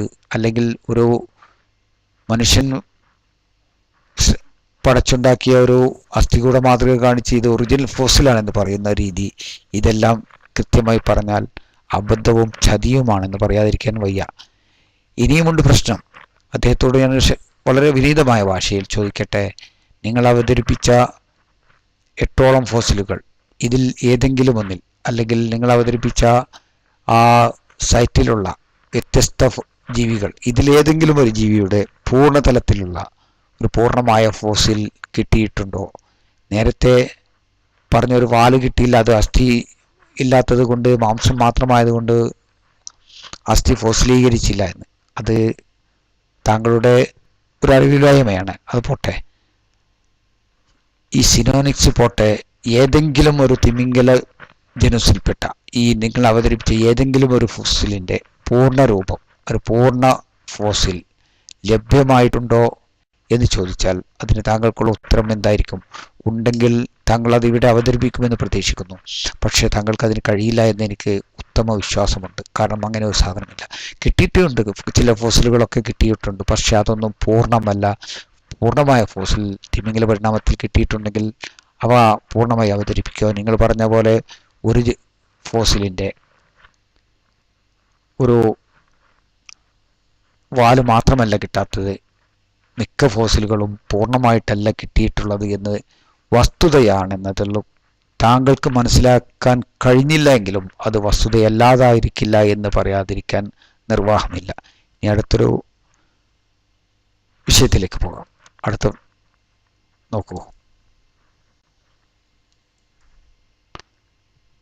ഈ അദ്ദേഹത്തിൻ്റെ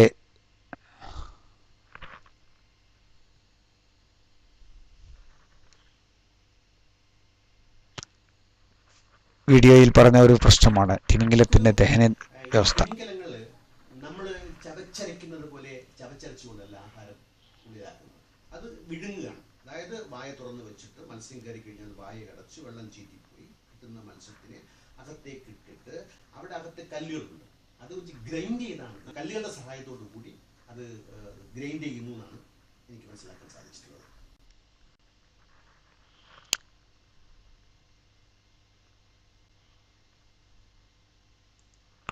തിമിംഗലം ഭക്ഷണം ചവച്ചരച്ചു ദഹിപ്പിക്കുന്നതിന് പകരം അത് നേരെ വിഴുങ്ങി ഡൈജസ്റ്റൊക്കെ വയറിനകത്തുള്ള ചില ഗ്രൈൻഡറുകൾ ഉപയോഗിച്ച്, ചില കല്ലുകൾ ഉപയോഗിച്ച് ഗ്രൈൻഡ് ചെയ്ത് ദഹിപ്പിക്കുകയായിരുന്നു എന്നുള്ള ഒരു കാര്യം അദ്ദേഹം പറയുന്നുണ്ട്. ഓക്കെ, ആ ഒരു സംവിധാനം തിമിംഗല ജീവിയിൽ മാത്രം എങ്ങനെ വന്നു? അതിൻ്റെ മുൻഗാമി വർഗങ്ങളിൽ താങ്കൾ പറഞ്ഞ ഏതെങ്കിലും ഒന്നിൽ, സിനോനിക്സ് മുതൽ അങ്ങോട്ടുള്ള ഏതെങ്കിലും ഒരു ജീവിയിൽ അതിൻ്റെ ഒരു ചെറിയ രൂപം, അല്ലെങ്കിൽ ഒരു പുരോഗതി, അല്ലെങ്കിൽ അതിൻ്റെ പരിപൂർണത ഏതെങ്കിലും ഒരു രീതിയിൽ, ഒന്നുകിൽ വളരെ ചെറിയ രീതിയിലുള്ള ഒരു തുടക്കം, പിന്നെ പുരോഗതി, പിന്നെയും പുരോഗതി, അവസാനമായി പൂർണ്ണരൂപത്തിലുള്ള ഗ്രൈൻഡിങ് സിസ്റ്റം, ഇത് നിലവിൽ വന്നിട്ടുണ്ടോ? അല്ലെങ്കിൽ ഏതെങ്കിലും ഒരു ജീവിയിൽ ഈ പറഞ്ഞ പോലെ ഗ്രൈൻഡിങ് സിസ്റ്റം ഉണ്ടായിരുന്നോ? ഇതുകൂടി താങ്കൾ വ്യക്തമാക്കേണ്ടതുണ്ട്. അങ്ങനെ ഉണ്ടെന്ന് പറഞ്ഞാൽ പോരല്ലോ. അങ്ങനെ ഇപ്പോൾ ഉണ്ട് എന്നത് വസ്തുതയാണ്. എങ്കിൽ പോലും അതിന് ഒരു മുൻഗാമിയിൽ ഒരു മാതൃകയില്ലാതെ എങ്ങനെയാണ് പരിണമിക്കുക? ഒരു പൂർണ്ണ രൂപത്തിലുള്ള ഡൈജസ്റ്റീവ് സിസ്റ്റം ഉണ്ടാവുക എന്ന് പറഞ്ഞാൽ അത് പരിണാമമല്ലല്ലോ. അവിടെ പരിണാമത്തിൻ്റെ ചോദ്യം ചെയ്യുകയല്ലേ ആ സിസ്റ്റം ചെയ്യുന്നത്. അത് മനസ്സിലാക്കി അതിനൊരു ഉത്തരം കൂടി പ്രതീക്ഷിച്ചു കൊള്ളുന്നു. ഇനി അടുത്തതാണ് അദ്ദേഹത്തിൻ്റെ ഓപ്പണിംഗ് ഗേറ്റ്. ഓപ്പണിംഗ് ഗേറ്റിൽ അദ്ദേഹം കുറേ വിവരങ്ങൾ അടങ്ങിയിട്ടുണ്ട്. കുറേ ഫോസിലുകളെ കുറിച്ചോ കുറേ ജീവികളെക്കുറിച്ചോ ഉള്ള വിവരങ്ങളുണ്ട്. അത് അദ്ദേഹം ഇട്ടത് കൊണ്ട് അത് നമുക്ക് പരിഗണിക്കാതിരിക്കാൻ വയ്യ. അത് നമുക്ക് ഓരോന്നായി പരിഗണിക്കാം. പാക്കിസിറ്റസ് 55 മില്യൺ വർഷങ്ങൾക്ക് മുമ്പ് ജീവിച്ച ഒരു ജീവിയുടെ ചിത്രമാണിത്, അതിൻ്റെ അസ്ഥികൂടത്തിൻ്റെ. അടുത്തത് അംബുലോസിറ്റസ് 50 മില്യൺ വർഷം, റോഡോസിറ്റസ് 48 മില്യൺ വർഷം, പ്രോട്ടോസിറ്റസ് 40 മില്യൺ വർഷം, ബാസിലോസോറസ് 35 മില്യൺ വർഷം, സൈഗോറിസ 35 മില്യൺ വർഷം, കോട്ടിലോക്കാറ 28 മില്യൺ വർഷം, മമ്മലോഡോൺ 25 മില്യൺ വർഷം, ഐറ്റിയോസിറ്റസ് 25 മില്യൺ വർഷം, ലിവിത്താൻ 13 മില്യൺ വർഷം.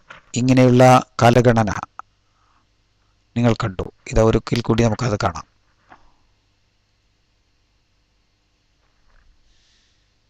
55 മില്യൺ വർഷം മുമ്പുള്ള ഒരു പാക്കിസീറ്റസ്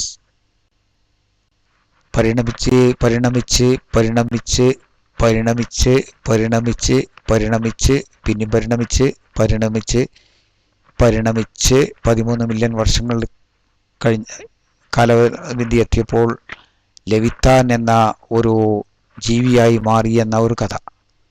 അതിനുള്ള തെളിവുകൾ നമുക്ക് പരിശോധിക്കപ്പെടേണ്ടതുണ്ട്. അത് അദ്ദേഹം അവതരിപ്പിക്കുമെന്ന് തന്നെ നമുക്ക് വിശ്വസിക്കാം. അത് കഴിഞ്ഞ് ദൃശ്യവിസ്മയത്തിലേക്ക് പോകാം. ഈ ചിത്രം നമ്മൾ നേരത്തെ കണ്ടതാണ് തുടക്കത്തിൽ. ഇത് ഭൂമിയിലെ ഏറ്റവും മഹത്തായ ദൃശ്യവിസ്മയം പരിണാമത്തിന്റെ തെളിവുകൾ എന്ന പുസ്തകത്തിൽ അതിൻ്റെ പേജ് 223 കൊടുത്തതാണ്.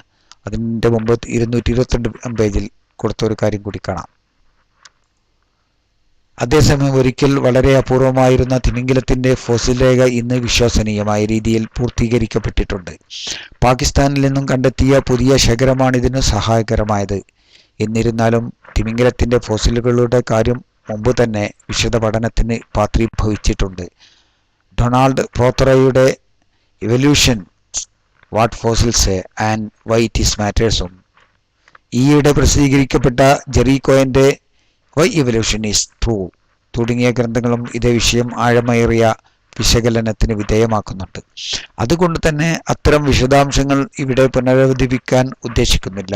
പകരം പ്രോത്തറയുടെ പുസ്തകത്തിൽ നിന്നെടുത്ത താഴെ കാണുന്ന ഒരൊറ്റ രേഖാചിത്രത്തിലേക്ക് എൻ്റെ നിരീക്ഷണം പരിമിതപ്പെടുത്തുകയാണ്. തിമിംഗലത്തിന്റെ പരിണാമ ചരിത്രം കാലഗണനാക്രമത്തിൽ അവതരിപ്പിച്ചിരിക്കുകയാണ് ഇവിടെ. ചിത്രം ഒന്ന് നിരീക്ഷിച്ചാലും എത്ര ശ്രദ്ധാപൂർവമാണ് ഇത് വരച്ചിരിക്കുന്നത്. ഇത് റിച്ചാർഡ് ഡോക്കിൻസിന്റെ പുസ്തകത്തിന്റെ പരിഭാഷയിൽ നിന്നെടുത്തതാണ്. ഈ കോട്ടിങ് ഇവിടെ കൊടുക്കാനും ഈ ചിത്രം കൊടുക്കാനും ഒരു പ്രത്യേക കാരണമുണ്ട്. കാരണം ശ്രീഖാൻ ഇടയ്ക്കിടെ അദ്ദേഹത്തിന്റെ വീഡിയോയിൽ രവിസാർ പറഞ്ഞു എന്ന് ആവർത്തിക്കുന്നുണ്ട്. രവിസാറെ അദ്ദേഹം തൻ്റെ ഗുരുവായി സ്വീകരിച്ചു എന്ന് തോന്നുന്ന രീതിയിലാണ് രവിസാറെ കുറിച്ചുള്ള അദ്ദേഹത്തിൻ്റെ പ്രതിപാദനങ്ങൾ. രവിസാറിൻ്റെ പുസ്തകത്തിൽ നിന്നുള്ള ഉദ്ധരണിയാണിത്. അതുപോലെ ഡോക്കിൻസിനെ നമുക്ക് പരിചയപ്പെടേണ്ടതുണ്ട്. ഈ ഗ്രന്ഥത്തെയും പരിചയപ്പെടേണ്ടതുണ്ട്. രവിചന്ദ്രനെയും പരിചയപ്പെടേണ്ടതുണ്ട്. ഡോക്കിൻസ് ഓക്സ്ഫോർഡ് യൂണിവേഴ്സിറ്റി റിട്ടയർഡ് പ്രൊഫസറും 50 വർഷത്തിലേറെയായി പരിണാമവും നിരീശ്വരവാദവും പ്രചരിപ്പിക്കാൻ വേണ്ടി അഹോരാത്രം ശ്രമിക്കുകയും ചെയ്യുന്ന ഒരു വ്യക്തിയാണ് ശ്രീ റിച്ചാർഡ് ഡോക്കിൻസ്. അദ്ദേഹം ബ്രിട്ടീഷ് സ്വദേശിയാണ്. അദ്ദേഹത്തിൻ്റെ നിരവധി ഗ്രന്ഥങ്ങളുണ്ട്. അദ്ദേഹത്തിൻ്റെ ഗ്രന്ഥങ്ങളിൽ ആൻസെസ്റ്റേഴ്സ് ടാൽ അതൊരു പ്രധാന കൃതിയാണ്. അതുപോലെ ഈ ഗ്രന്ഥത്തെക്കുറിച്ച് the greatest show on earth, the evidence for evolution എന്ന ഗ്രന്ഥത്തെക്കുറിച്ച് ഈ ഗ്രന്ഥത്തിൻ്റെ മുഖവുരയിൽ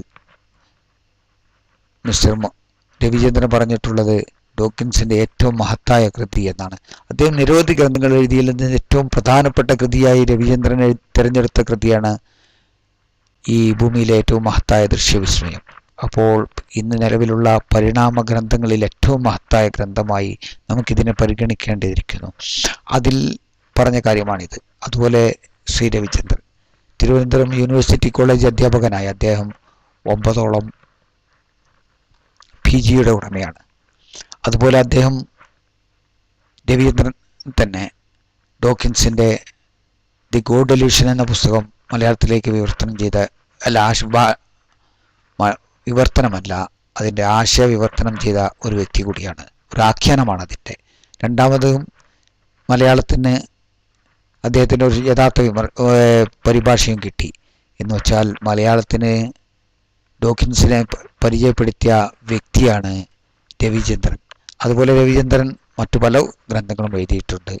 അത്തരം പ്രശസ്തനായ 2 വ്യക്തികളാണ് ആ ഗ്രന്ഥങ്ങൾക്കുള്ളിൽ പിന്നിലുള്ളത്. പക്ഷെ ആ ഗ്രന്ഥം എന്തിനാണെന്ന് ശ്രീ രവിചന്ദ്രൻ പറയുന്നു. അദ്ദേഹം പരിണാമ വിമർശനങ്ങളെ പ്രതിരോധിക്കാനുള്ള ശ്രമത്തിൻ്റെ ഭാഗമായാണ് ഡോക്കിൻസ് ഈ പുസ്തകം എഴുതിയതെന്ന് തൻ്റെ മുഖവുരയുടെ 7-8 പേജുകളിൽ അദ്ദേഹം സൂചിപ്പിച്ചു പോകുന്നുണ്ട്. അത് നമുക്ക് പരിഗണിക്കാതിരിക്കാൻ വയ്യ. ഇനി അടുത്തൊരു വിഷയത്തിലേക്ക്, അടുത്ത സ്ലൈഡ്.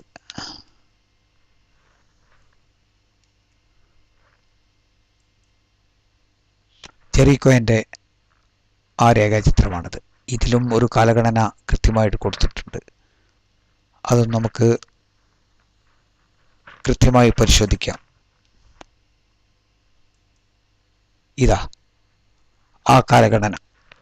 ഇത് ജെറിക്കോയുടെ, അതുപോലെ മിസ്റ്റർ ഖാൻ ഇവിടെ അവതരിപ്പിച്ച ഓപ്പണിംഗ് ഗേറ്റ് എന്ന സൈറ്റിലെ, അതുപോലെ ഖാൻ ഇവിടെ പോസ്റ്റ് ചെയ്ത അദ്ദേഹത്തിൻ്റെ വീഡിയോയിലെ വ്യത്യസ്ത അഭിപ്രായങ്ങളാണ്. ജെറിക്കോയൻ പരിണാമത്തിനൊരു ടൈം ലൈൻ കൊടുക്കുന്നുണ്ട്, തിമിംഗല പരിണാമത്തിന്. അതാദ്യം പരിചയപ്പെടാം.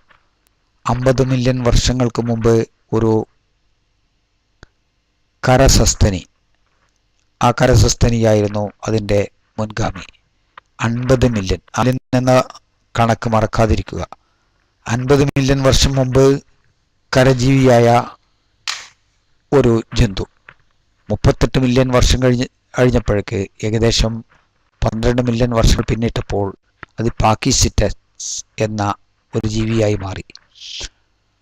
ആ പാക്കിസിറ്റസ് ഏതാനും 3 മില്യൺ വർഷങ്ങൾ കഴിഞ്ഞപ്പോൾ, 35 മില്യൺ വർഷം കഴിഞ്ഞപ്പോൾ ആംബുലോസിറ്റസ് എന്നൊരു ജീവിയായി. കുറച്ചുകൂടി കഴിഞ്ഞപ്പോൾ റോഡോസിറ്റസ്, അതിനുശേഷം ടക്രാസിറ്റസ്, ഗാവിയോസിറ്റസ്, ഡൊറോഡോ, ബാസിലോസോറസ്, മൈറ്റിസിറ്റസ്, ഓഡൻഡോസിറ്റസ്, ഇങ്ങനെ 1, 2, 3, 4, 5, 6, 7, 8, 9, 10 തരം ജീവികൾ തിമിംഗല പരിണാമത്തിൽ ഉടലെടുത്തു എന്നാണ് ജെറിക്കോയൻ പറയുന്നത്. ഈ ഓപ്പണിംഗ് ഗേറ്റിലും ഇതുപോലെ 10 ജീവികളെ പറയുന്നുണ്ട്. അതിൽ തുടക്കത്തിലെ ലാൻഡ് മാമൽ ഒഴിവാക്കി പാക്കിസിറ്റസിൽ നിന്നാണ് തുടങ്ങുന്നത്.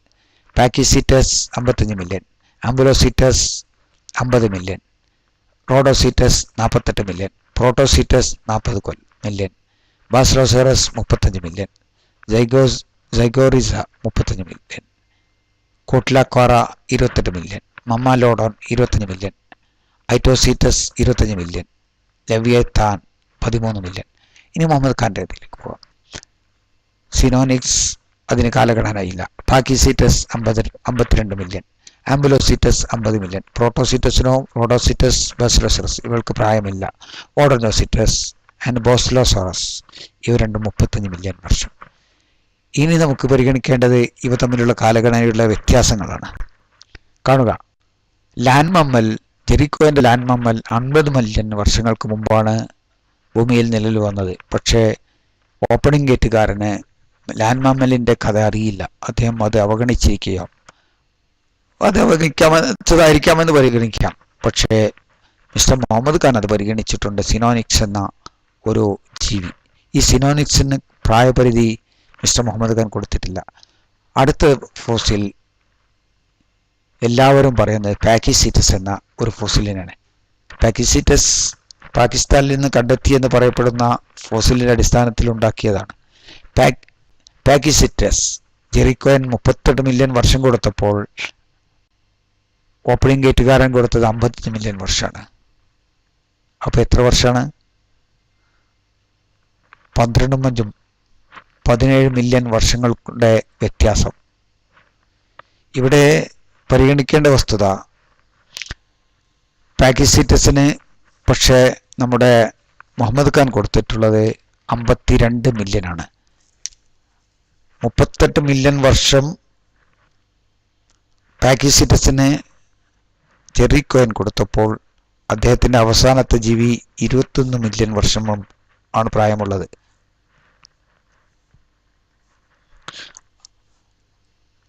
ഇവിടെ വ്യത്യാസം എന്ന് പറയുന്നത് 17 മില്യൺ വർഷമാണ്. 38 മില്യൺ മുതൽ 55, 55 മൈനസ് 38,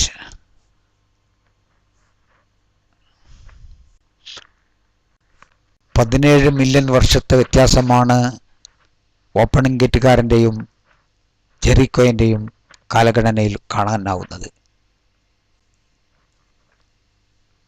17 മില്യൺ വർഷം തന്നെയാണ് പാക്കിസീറ്റസിൽ നിന്ന് ഓഡൻഡോസിറ്റസിലേക്കുള്ള ജെറിക്കോൻ്റെ കാലഗണനയും. ആകെ അദ്ദേഹം തിമിംഗില പരിണാമത്തിനെടുത്ത കാലമായി പറയുന്നത് 17 മില്യൺ വർഷം. എന്നാൽ ഓപ്പണിംഗ് ഗേറ്റുകാരനും ജെറിക്കോയും തമ്മിലുള്ള പ്രായ വ്യത്യാസം 17 മില്യൺ വർഷം. ചെറിയ കാലയളവൊന്നുമല്ല ഇത്. 17 മില്യൺ വർഷത്തെ പരിണാമ ചരിത്രമുള്ള തിമിംഗില പരിണാമത്തിൽ രണ്ടാളുടെ കണക്കിൽ തന്നെ 17 മില്യൻ്റെ വ്യത്യാസം എന്ന് പറയുമ്പോൾ ഇത് വിശ്വസിക്കാൻ മാത്രം നമ്മൾ ബുദ്ധി പണയപ്പെടുത്തേണ്ടതുണ്ടോ? ഇനിയൊക്കെ നോക്കാം. പാക്കിസിറ്റസിന് പക്ഷേ മുഹമ്മദ് ഖാൻ കൊടുത്ത 52 മില്യൺ വർഷമാണ്. അദ്ദേഹം തന്നെയാണ് ഈ 52 മില്യൺ വർഷവും 55 മില്യൺ വർഷവുമുള്ള 2 ഫോസിലുകൾ ഇവിടെ അവതരിപ്പിച്ചിട്ടുള്ളത്. പാക്കിസിറ്റസ്. ഇനി ആംബുലോസിറ്റസിന് ജെറിക്കോയിൻ കൊടുത്തത് 35 മില്യൺ വർഷമാണെങ്കിൽ ഓപ്പണിംഗ് ഗേറ്റുകാരൻ 50 മില്യൺ കൊടുത്തു. അതേ 50 മില്യൺ തന്നെ ഖാനും കൊടുത്തു. ആംബുലോസിറ്റസ് കഴിഞ്ഞ് റോഡോസിറ്റസിന് 33 മില്യൺ വർഷം ജെറിക്കോയിൻ കൊടുത്താൽ അത് റോഡോസിറ്റസിന് 48 മില്യൺ വർഷം കൊടുക്കുന്നുണ്ട് ഓപ്പണിംഗ് ഗേറ്റുകാരൻ. പക്ഷേ നമ്മുടെ മുഹമ്മദ് ഖാൻ സാറിൻ്റെ അടുത്ത് അതിന് വയസ്സില്ല, അതിന് പ്രായമില്ല. അടുത്ത ടാക്രാസിറ്റസ് എന്ന ജീവിക്ക് 32 മില്യൺ വർഷമാണ് ജെറിക്കോയിൻ കൊടുത്തത്. പക്ഷേ ഈ ടാക്രാസിറ്റസിനെ നമ്മുടെ ഓപ്പൺ ഗേറ്റുകാരനോ അല്ലെങ്കിൽ ഖാൻ സാഹിബിനോ അറിയില്ല. ഇതെന്തും അറിവായം അവർക്ക്. അതുപോലെ ഗാവിയോസിറ്റസ് 32 മില്യൺ വർഷം തന്നെ പ്രായമുള്ള മറ്റൊരു ഫോസിലായിട്ട് അവതരിപ്പിച്ചതാണ് ജെറിക്കോയിൻ. ആ ഫോസിലും ആ ജീവിയെയും ഇവർക്ക് രണ്ടുപേർക്കും അറിയില്ല. ടൊറോഡോ 30 മില്യൺ വർഷം, അതിനെയും ഇവർക്ക് രണ്ടുപേർക്കും അറിയില്ല. ബാസിലോസോറസിനെ പക്ഷേ ഇവർക്കെല്ലാം അറിയാം. ബാസിലോസോറസിന് ജെറിക്കോയിൻ 25 മില്യൺ വർഷം പ്രായം കൊടുത്തെങ്കിൽ ഓപ്പണിംഗ് ഗേറ്റുകാരൻ കൊടുത്തിട്ടുള്ളത് 35 മില്യൺ വർഷമാണ്. അതേ സമയത്ത് മുഹമ്മദ് ഖാന്റെ പക്കൽ അതിനും പ്രായമില്ല. അടുത്തത് മൈറ്റിസീറ്റസിന് 22 മില്യൺ വർഷം ജെറിക്കോയിൻ കൊടുത്തെങ്കിൽ ഇവിടെ മൈറ്റിസീറ്റസ് എന്ന ജീവിയെ ഇവർക്കൊന്നും കണ്ടെത്താനായില്ല. അവർക്ക് ഓപ്പണിംഗ് ഗേറ്റുകാരനോ അല്ലെങ്കിൽ മുഹമ്മദ് ഖാനോ കണ്ടെത്താനായില്ല എന്നത് വളരെ അത്ഭുതമായി തോന്നുന്നു. അടുത്തത് ഓഡൻഡോസീറ്റസ് ആണ്, ജെറിക്കോയിൻ്റെ അവസാനത്തെ ജീവി. ഓഡൻഡോസീറ്റസിന് 35 മില്യൺ വർഷമാണ് നമ്മുടെ മുഹമ്മദ് ഖാൻ കൊടുത്തിട്ടുള്ളത്. പക്ഷേ അദ്ദേഹത്തിൻ്റെ സൈറ്റിന്, അദ്ദേഹത്തിൻ്റെ ഓപ്പണിംഗ് ഗേറ്റിൽ അതിനെക്കുറിച്ച് യാതൊരു വിവരവുമില്ല. ഇനി ജെറിക്കോയിൻ അറിയാത്ത 1-2 ജന്തുക്കളെ ഓപ്പണിംഗ് ഗേറ്റുകാരനെ അറിയാം. കോട്ട്ലക്കാറ, ജൈഗോർഹീസ, മാമലഡോൺ, ഐറ്റോസിറ്റൽ, ലെവിയാത്തൻ. ഈ ജീവികളെക്കുറിച്ചൊന്നും നമ്മുടെ ജെറിക്കോയിൻ അറിയില്ല. അതുപോലെ തന്നെ മുഹമ്മദ് ഖാനും ഈ കാര്യങ്ങളെക്കുറിച്ച് ബോധവാനല്ല. അദ്ദേഹം ഓപ്പണിംഗ് ഗേറ്റായിട്ട സൈറ്റിൽ നിന്നുള്ള വിവരങ്ങൾ അദ്ദേഹം തന്നെ റദ്ദ് ചെയ്യുന്ന വിരോധാഭാസം ഇവിടെ നമുക്ക് കാണാൻ കഴിയുന്നു. എന്താണ് ഇങ്ങനെയൊക്കെ ചില മാറ്റങ്ങൾ, ചില കണക്കുകൾ അങ്ങോട്ടും ഇങ്ങോട്ടും മാറ്റിമറിക്കാൻ കാരണം പലരും ഉണ്ടാക്കിയ ഒരു വിഷയത്തിലുണ്ടാക്കിയ കെട്ടുകഥകൾ, പരസ്പര വൈരുദ്ധ്യങ്ങൾ ഉണ്ടാവുക സ്വാഭാവികമാണ്. എങ്ങനെയാണ് കാലഗണന ഇത്രയും വ്യത്യസ്തമായ കാലഗണന ഈ ജീവികൾക്കുണ്ടായത്? ഇവയ്ക്ക് കാലഗണനയ്ക്കുള്ള അവൻ്റെ പഴക്കം പരിശോധിക്കുന്ന പരിശോധനകളൊന്നും നടന്നില്ല എന്നാണോ നിങ്ങൾ പറയുന്നത്? അഥവാ നടന്നിട്ടുണ്ടെങ്കിൽ എങ്ങനെയാണ് ഈ വ്യത്യസ്ത കാലഗണനകൾ നിങ്ങൾക്ക് കിട്ടുക? അപ്പോഴാണ് തിമിംഗല പരിണാമത്തെക്കുറിച്ച് വീണ്ടും സംശയങ്ങൾ ഉയർന്നു വരുന്നത്. തിമിംഗല പരിണാമത്തിന് വസ്തുനിഷ്ഠമായ തെളിവുകളുണ്ടെങ്കിൽ എന്തുകൊണ്ട് ഈ എല്ലാവരും പറയുന്ന ഫോസിലുകൾക്ക്, ഉദാഹരണം പാക്കിസിറ്റസ് എല്ലാവരും പറയുന്നു, നിങ്ങൾ ഓപ്പണിംഗ് ഗേറ്റുകാരനും മുഹമ്മദ് ഖാനും അതുപോലെ ജെറിക്കോയിനും ഒരുപോലെ അംഗീകരിക്കുന്ന ഒരു ഫോസിലാണ് പാക്കിസിറ്റസ്. ഈ പാക്കിസിറ്റസ് പാകിസ്ഥാനിൽ നിന്ന് കിട്ടിയതെന്ന് പറയുന്നു. ഈ പാകിസ്ഥാനിൽ നിന്ന് കിട്ടിയ പാക്കിസിറ്റസിൻ്റെ പ്രായപരിധി എങ്ങനെയാണ് ഇത്രയും വ്യത്യസ്ത കാലഗണനകൾ വന്നു എന്ന് പറഞ്ഞു തന്നാൽ ഉപകാരമാണ്. കാരണം 50 മില്യൺ, 38 മില്യൺ, 55 മില്യൺ, 38 മില്യൺ, ഇത്രയും വേരിയേഷൻ, ഇത്രയും വ്യത്യാസം എന്ത് നിലക്ക് നിങ്ങൾക്ക് കണക്കൂട്ടിയെടുത്താൻ കഴിഞ്ഞു. എന്ത് പരിശോധനയാണ് നിങ്ങൾ ഈ ഫോസിലുകളുടെ കാര്യത്തിൽ നടത്തിയത്? ഇത് ശാസ്ത്രമാണോ അതോ വേറെ എന്തെങ്കിലുമാണോ? ശാസ്ത്രവും കപടശാസ്ത്രവും വേറിട്ട് നിൽക്കുന്ന ഒരവസ്ഥയാണോ ഇവിടെ കാണുന്നത്? നിങ്ങൾ പറയാൻ ബാധ്യസ്ഥരാണ് എന്ന് വിശദീകരിക്കുമെന്ന പൂർണ്ണ വിശ്വാസം എനിക്കുണ്ട്. മിസ്റ്റർ മുഹമ്മദ് ഖാൻ അതിന് തയ്യാറാകുമെന്ന് തന്നെ പ്രതീക്ഷിച്ചുകൊണ്ട് അടുത്തൊരു വിഷയത്തിലേക്ക് കടക്കാൻ എന്ന് കരുതുന്നു.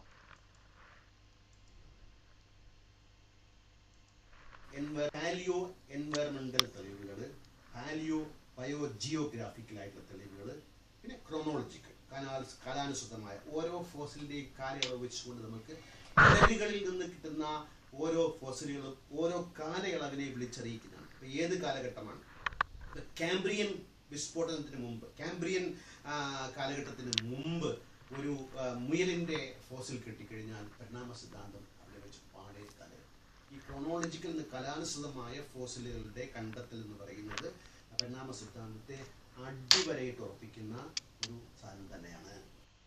ഇതേ കാര്യം നമ്മുടെ രവിചന്ദ്രൻ മാഷും അതുപോലെ തന്നെ അദ്ദേഹം പകർത്തിയ റിച്ചാർഡ് ഡോക്കിൻസ് പറയുന്നുണ്ട്. ഇനി എന്തായിരിക്കും പരിണാമത്തിന് എതിരെയുള്ള ഫോസിൽ തെളിവ്? അതായത് പരിണാമ സിദ്ധാന്തത്തിൻ്റെ അടിത്തറ ഇളക്കുന്ന ശക്തമായ തെളിവുകൾ. തെറ്റായ ഭൗമപാളിയിൽ നിന്നും കണ്ടെത്തുന്ന ഒരു തെറ്റായ ഫോസിൽ ഉണ്ടെങ്കിൽ അതായിരിക്കും പരിണാമത്തിനെതിരെയുള്ള ഫോസിൽ തെളിവ്. ഇക്കാര്യം ഞാൻ അധ്യായം 4 സൂചിപ്പിച്ചിട്ടുള്ളതാണ്. പ്രീ കാംബ്രിയൻ കാലഘട്ടത്തിൽ ജീവിച്ചിരുന്ന ഒരു മുയലിൻ്റെ ഫോസിൽ പരിണാമ സിദ്ധാന്തത്തെ അപ്പാടെ തകിടം മറിക്കുമെന്ന് ഒരു വസ്തുതയാണ്. ഇത് തന്നെയല്ലേ മുഹമ്മദ് ഖാൻ ഇവിടെ പറഞ്ഞത്? രവിചന്ദ്രൻ പറഞ്ഞത് അപ്പടി കോപ്പി ചെയ്തു, അത് പഠിച്ചു ഇവിടെ വന്ന് പറഞ്ഞു. അതിൻ്റെ അപ്പുറത്തേക്ക് ഒരു പഠനത്തിന് അദ്ദേഹം തയ്യാറായിട്ടുണ്ടാവില്ല എന്നും നമുക്ക് വിശ്വസിക്കാം. കാരണം അദ്ദേഹത്തിൻ്റെ ഗുരുവാണല്ലോ രവിചന്ദ്രൻ. ഇനി ഈ പാരഗ്രാഫ് എങ്ങനെയാണ് അവസാനിപ്പിക്കുന്നതെന്ന് ഞാൻ ഹൈലൈറ്റ് ചെയ്ത ഭാഗം കാണുക. ജൈവ പരിണാമം സംഭവിച്ച കാലക്രമം തെറ്റിയുള്ള ഏതെങ്കിലും ഒരു ഫോസിൽ ആരെങ്കിലും ഹാജരാക്കിയാൽ അതോടെ പരിണാമ സിദ്ധാന്തത്തിൻ്റെ വെടി തീർന്നു. എന്നാൽ ഇത്തരം പരീക്ഷണങ്ങളിലെല്ലാം തകർപ്പൻ വിജയമാണ് പരിണാമ സിദ്ധാന്തം കൈവരിച്ചിട്ടുള്ളത്. പരിണാമം തെറ്റാണെന്ന് തെളിയിക്കാൻ കൊതിക്കുന്ന ഹതാശരായ സംശയാലുക്കൾ കാലം തെറ്റിയുള്ള ഫോസിലുകൾ കണ്ടെത്താനായി പ്രാചീന ശിലകൾ സൂക്ഷ്മമായി ചുരണ്ടി നോക്കേണ്ടതാണ്. പക്ഷേ അവർക്കെന്തെങ്കിലും കണ്ടെത്താനാകുമായിരിക്കാം. ഒരു പന്തയത്തിന് തയ്യാറാണോ?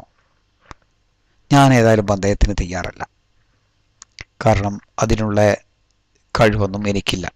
പക്ഷെ ചില വസ്തുതകൾ ഇവിടെ പറയാതിരിക്കാൻ വയ്യ. ഡോക്കിൻസും രവീന്ദ്രനും മുഹമ്മദ് ഖാനും ഒരുപോലെ ക്രമം തെറ്റിയ ഫോസിലുകൾ പരിണാമം തകർക്കുമെന്ന് പറയുന്നു.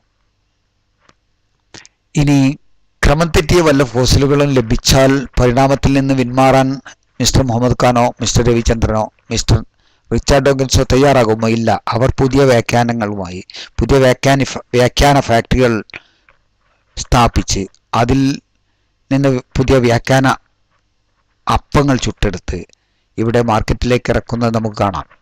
ആ ഒരു മാർക്കറ്റിങ്ങിൻ്റെ ഭാഗമാണ് ഈ കാലക്രമത്തിൽ വന്ന പിശകുകളും. ക്രമം തെറ്റിയ ഒരു ഫോസിൽ കിട്ടിയാൽ പരിണാമത്തെ എങ്ങനെ ഒപ്പിക്കാം എന്ന് വളരെ സ്വതസിദ്ധമായ ശൈലിയിൽ അറിയുന്നവരാണ് പരിണാമ വിശ്വാസികളെല്ലാവരും. അതിന് തെളിവൊന്നും വേണ്ട, അവർ എന്തെങ്കിലും ഒക്കെ ഒപ്പിച്ചെടുക്കും. ആ ഒപ്പിച്ചെടുക്കലിൻ്റെ ഒരു ഉദാഹരണമാണ് നേരത്തെ കണ്ട കാലക്രമത്തിലെ ആ വ്യത്യാസങ്ങൾ. 38 മില്യനും 52 മില്യനും ഒരേ ജീവിക്ക് പ്രായം കൊടുക്കുന്ന ഒരവസ്ഥയിലെത്താൻ കാരണം ആ ഒരു വ്യാഖ്യാന ഫാക്ടറി അപ്പങ്ങളുടെ ഉൽപ്പന്നം തന്നെയാണ്. വ്യാഖ്യാനങ്ങളല്ലെങ്കിൽ ഇതൊന്നും നിലനിന്നു പോകില്ലല്ലോ. ശാസ്ത്രമല്ല, വ്യാഖ്യാന ഫാക്ടറി ഉൽപ്പന്നങ്ങൾ അഥവാ കപടശാസ്ത്രങ്ങൾ എന്ന് പറയേണ്ടിയിരിക്കുന്നു. കാരണം അടുത്ത 1-2 കാര്യങ്ങളിലൂടെ നമുക്ക് ആ കാര്യം വ്യക്തമായിട്ട് കാണാൻ കഴിയും.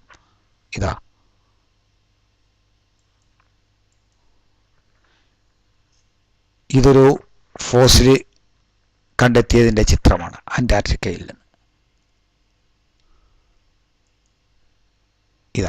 The oldest known wall to ply the Antarctic has been found, scientists say. 49 million വർഷം പഴക്കമുള്ള ഒരു ഫുള്ളി അക്വസ്റ്റഡ് തിമിംഗലത്തിൻ്റെ ഫോസിൽ അന്റാർട്ടിക്കയിൽ നിന്ന് കണ്ടെത്തിയതിനെക്കുറിച്ചുള്ള വാർത്തയാണ് നാം കണ്ടത്. ഇവിടെയും അത് തന്നെ. Argentine Swedish team discovered 49 million years fossil of fully acoustic വാൽ ഇൻ അന്റാർട്ടിക്ക. 49 മില്യൺ വർഷം പഴക്കമുള്ള പൂർണ്ണ ജലതിമിംഗലത്തിൻ്റെ ഫോസിൽ അന്റാർട്ടിക്കയിൽ നിന്നും അർജന്റീനിയൻ സ്വീഡിഷ് ടീം കണ്ടെത്തിയെന്ന വാർത്ത. ഇനിയും കഴിഞ്ഞില്ല. ഈ വാർത്ത ഇങ്ങനെ ഒന്നിൽ മാത്രമല്ല പല മാധ്യമങ്ങളിലും വന്നിട്ടുണ്ട്. ഇത് മെർക്കോ പ്രസ് എന്ന സൈറ്റിൽ നിന്ന് കിട്ടിയതാണ്. ഇത് ഓൾഡസ്റ്റ് അന്റാർട്ടിക് വാൽ ഫൗണ്ട് ഷോ ഫാസ്റ്റ് എവല്യൂഷൻ. ഇത് പരിണാമത്തിന് വേണ്ടി പരിശ്രമിച്ചു കൊണ്ടിരിക്കുന്ന നാഷണൽ ജിയോഗ്രാഫിക്കിൻ്റെ സൈറ്റിൽ വന്ന വാർത്തയാണ്. അതാണ് നാം ആദ്യത്തിൽ കണ്ടതും. അടുത്തത് NBC news. Ancient whale jaw bone found in Antarctica. ഇതും അത് തന്നെ. അതിൻ്റെ മറ്റൊരു വാർത്ത. A whale a problem of for evolution. Ancient whale jaw bone found in Antarctica. ഇതും അതിൻ്റെ വാർത്ത തന്നെ. ഇവിടെ ക്രമം തെറ്റിയ ഒരു ഫോസിലാണ് തിമിംഗല പരിണാമ വിഷയത്തിൽ നാം ഇവിടെ കാണുന്നത്. അപ്പോൾ ഡോക്കിൻസിൻ്റെയും രവിചന്ദ്രൻ്റെയും അതുപോലെ മിസ്റ്റർ മുഹമ്മദ് ഖാൻ്റെയും അഭിപ്രായത്തിൽ പരിണാമത്തിൻ്റെ വെടി തീർന്നു എന്നതൊരു വസ്തുതയല്ലേ? അതിനി എന്ത് വ്യാഖ്യാനങ്ങളാണ് നിങ്ങൾ കെട്ടിച്ചമക്കുന്നത്? അതിന് ഏത് തരത്തിലുള്ള വ്യാഖ്യാന ഫാക്ടറിയാണ് നിങ്ങൾ സ്ഥാപിക്കുന്നത്? അവിടെ നിന്ന് ചുട്ടെടുക്കുന്ന വ്യാഖ്യാന അപ്പങ്ങൾ എന്തൊക്കെയാണ് എന്ന് കണ്ടെത്തേണ്ടതുണ്ട്. ഇവിടെ തന്നെ ആ കാലഗണന മാറ്റിയുള്ള പുതിയ വ്യാഖ്യാന ഫാക്ടറികൾ നാം കണ്ടെത്തി. ഇനി പുതിയ വ്യാഖ്യാനങ്ങളുമായി ഇവരൊക്കെ മാർക്കറ്റിൽ വരുന്നത് നമുക്ക് കാണാം. കാരണം സത്യത്തിനോടും ശാസ്ത്രത്തിനോടുമുള്ള പ്രതിബദ്ധതയേക്കാൾ ചില പ്രത്യയശാസ്ത്രങ്ങളോടുള്ള പ്രതിബദ്ധതയാണ് ഇവരെ നയിക്കുന്നത്. അതുകൊണ്ട് തന്നെ ആ പ്രത്യയശാസ്ത്രം നിലനിർത്താൻ വേണ്ട എല്ലാ വ്യാഖ്യാനങ്ങൾക്കും വ്യാഖ്യാന ഫാക്ടറികൾ തുറക്കാനുള്ള എല്ലാ തയ്യാറെടുപ്പും ഇവരുടെ പക്കലുണ്ടാകും. ഇനി നമുക്ക് മറ്റൊരു വിഷയത്തിലേക്കാണ് പോകാനുള്ളത്. ഇത് മറ്റൊരു ഫോസിലാണ്. ഹോമിനിഡ് ഫോസിൽ, മനുഷ്യവർഗത്തിൻ്റെതെന്ന് പറയപ്പെടുന്ന ഫോസിൽ. ഇത് ദി ഗാർഡിയനിൽ വന്ന വാർത്തയാണ്. Skull of Homo erectus throw story of human evolution into disarray. ഈ വാർത്ത മലയാളത്തിൽ മാതൃഭൂമിയിലും വന്നിട്ടുണ്ട്. മാതൃഭൂമി എന്ന് പറഞ്ഞാൽ മലയാളത്തിൽ പരിണാമത്തിന് മാത്രം പേജുകൾ നൽകുന്ന, പരിണാമ വിമർശനത്തിന് ഒരു പേജ് പോലും നൽകാത്ത ഒരു പത്രമാണ്. എന്താണ് അവരതിലേക്ക് നയിക്കുന്ന ഛേദോവികാരം എന്നറിയില്ല. എങ്കിലും അവർ കൊടുത്ത റിപ്പോർട്ടാകുമ്പോൾ അതിന് കുറച്ചുകൂടി ഒറിജിനാലിറ്റി അല്ലെങ്കിൽ ജെന്യൂനിറ്റി ഉണ്ടാവും. മനുഷ്യപരിണാമ ചരിത്രം തിരുത്തി എഴുതി പുതിയ കണ്ടുപിടുത്തം. 20 ലക്ഷം വർഷം മുമ്പ് വ്യത്യസ്ത നരവംശങ്ങൾ ഭൂമുഖത്തുണ്ടായിരുന്നുവെന്ന ധാരണ തിരുത്താൻ പോന്ന പുതിയൊരു കണ്ടുപിടുത്തം ഗവേഷകർ കണ്ടെത്തി. വ്യത്യസ്ത പ്രാചീന നരവംശങ്ങളെന്ന് കരുതുന്ന ഹോമോ ഹാബിലസ്, ഹോമോ ഇറക്ടസ് തുടങ്ങിയവയെല്ലാം ഒരേ വംശത്തിൻ്റെ ഭാഗമായിരുന്നുവെന്ന് പുതിയ പഠനം പറയുന്നു.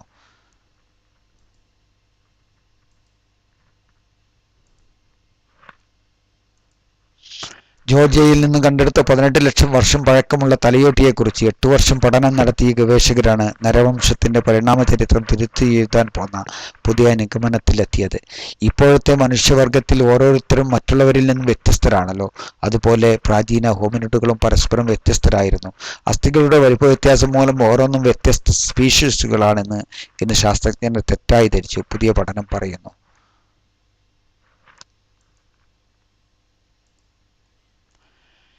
അപ്പോൾ ഈ ഒരു മനുഷ്യ ഫോസിലും മനുഷ്യൻ്റെതെന്ന് പറയപ്പെടുന്ന ഫോസിലും പരിണാമത്തിൻ്റെ വെടി തീർക്കാൻ മാത്രം പാകത്തിലുള്ളതാണെന്ന് വളരെ വ്യക്തമാണ്. പരിണാമത്തിൻ്റെ വെടി തീർക്കാൻ പരിണാമ വിശ്വാസികളുടെ, പരിണാമ പ്രചാരകരുടെ, പരിണാമ പണ്ഡിതരുടെ സഹായത്തോടെ എന്നെ അനുവദിക്കുക. ഇവിടെ ക്രമം തെറ്റിയ ഒരു ഫോസിൽ കിട്ടിയാൽ പരിണാമം വെടിതീരുമെന്ന് പറഞ്ഞത് ഞാനല്ല, പരിണാമവിശ്വാസികൾ തന്നെയാണ്. അതിൽ മുഹമ്മദ് ഖാനും ഉൾപ്പെടുന്നു. എന്തു പറയുന്നു?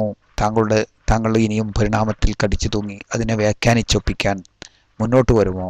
അതോ പരിണാമം തെറ്റാണ്, അത് വെടിതീർന്ന ഒരു ആശയമാണെന്ന് പറയാൻ താങ്കൾക്ക് ധൈര്യവും ഉണ്ടാകുമോ? സ്ഥൈര്യവും ആത്മവിശ്വാസവും ഉണ്ടാകുമോ? താങ്കളൊരു വെർട്ടിബ്രേറ്റാണല്ലോ, നട്ടെല്ലിയാണല്ലോ. ആ നട്ടെല്ലിയുടെ നട്ടെല്ല് താങ്കൾ ഈ വിഷയത്തിൽ ഉപയോഗിക്കുമോ എന്നറിയാൻ താല്പര്യമുണ്ട്.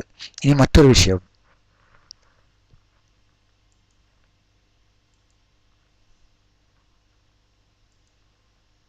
നമുക്ക് ഗുപ്തായ വ്യയങ്ങൾ, വെസ്റ്റിജിയൽ ഓർഗാൻസ്. അത് ജൽജിത്തു രണ്ട് വെസ്റ്റിജിയൽ ഓർഗാൻസിന്റെ പേര് നേരത്തെ പറഞ്ഞല്ലോ. മനുഷ്യനിലെ അപ്പൻഡിക്സ്. അങ്ങനെ നമ്മൾ ഒരുപാട് വെസ്റ്റിജിയൽ ഓർഗാൻസ് ജീവിക്കുന്നു. ഓരോ ജീവിയിലും, മിക്കവാറും എല്ലാ ജീവികളിലും വെസ്റ്റിജിയൽ ഓർഗാൻസ്. അപ്പൻഡിക്സ് ഉണ്ട്, കോക്സിക്സ്, അതായത് നമ്മുടെ നട്ടലിന്റെ അവസാന ഭാഗത്തുള്ള വാല് മുറിഞ്ഞുപോയി എന്ന് നമ്മൾ ഏതോ ഒരു കുട്ടിക്ക് അങ്ങ് വാല് പുറമേക്ക് നീണ്ടു വന്നു. ഉണ്ട്. ഉത്തരേന്ത്യയിൽ ഒരു കേസ് അങ്ങനെ ഉണ്ടായിരുന്നു.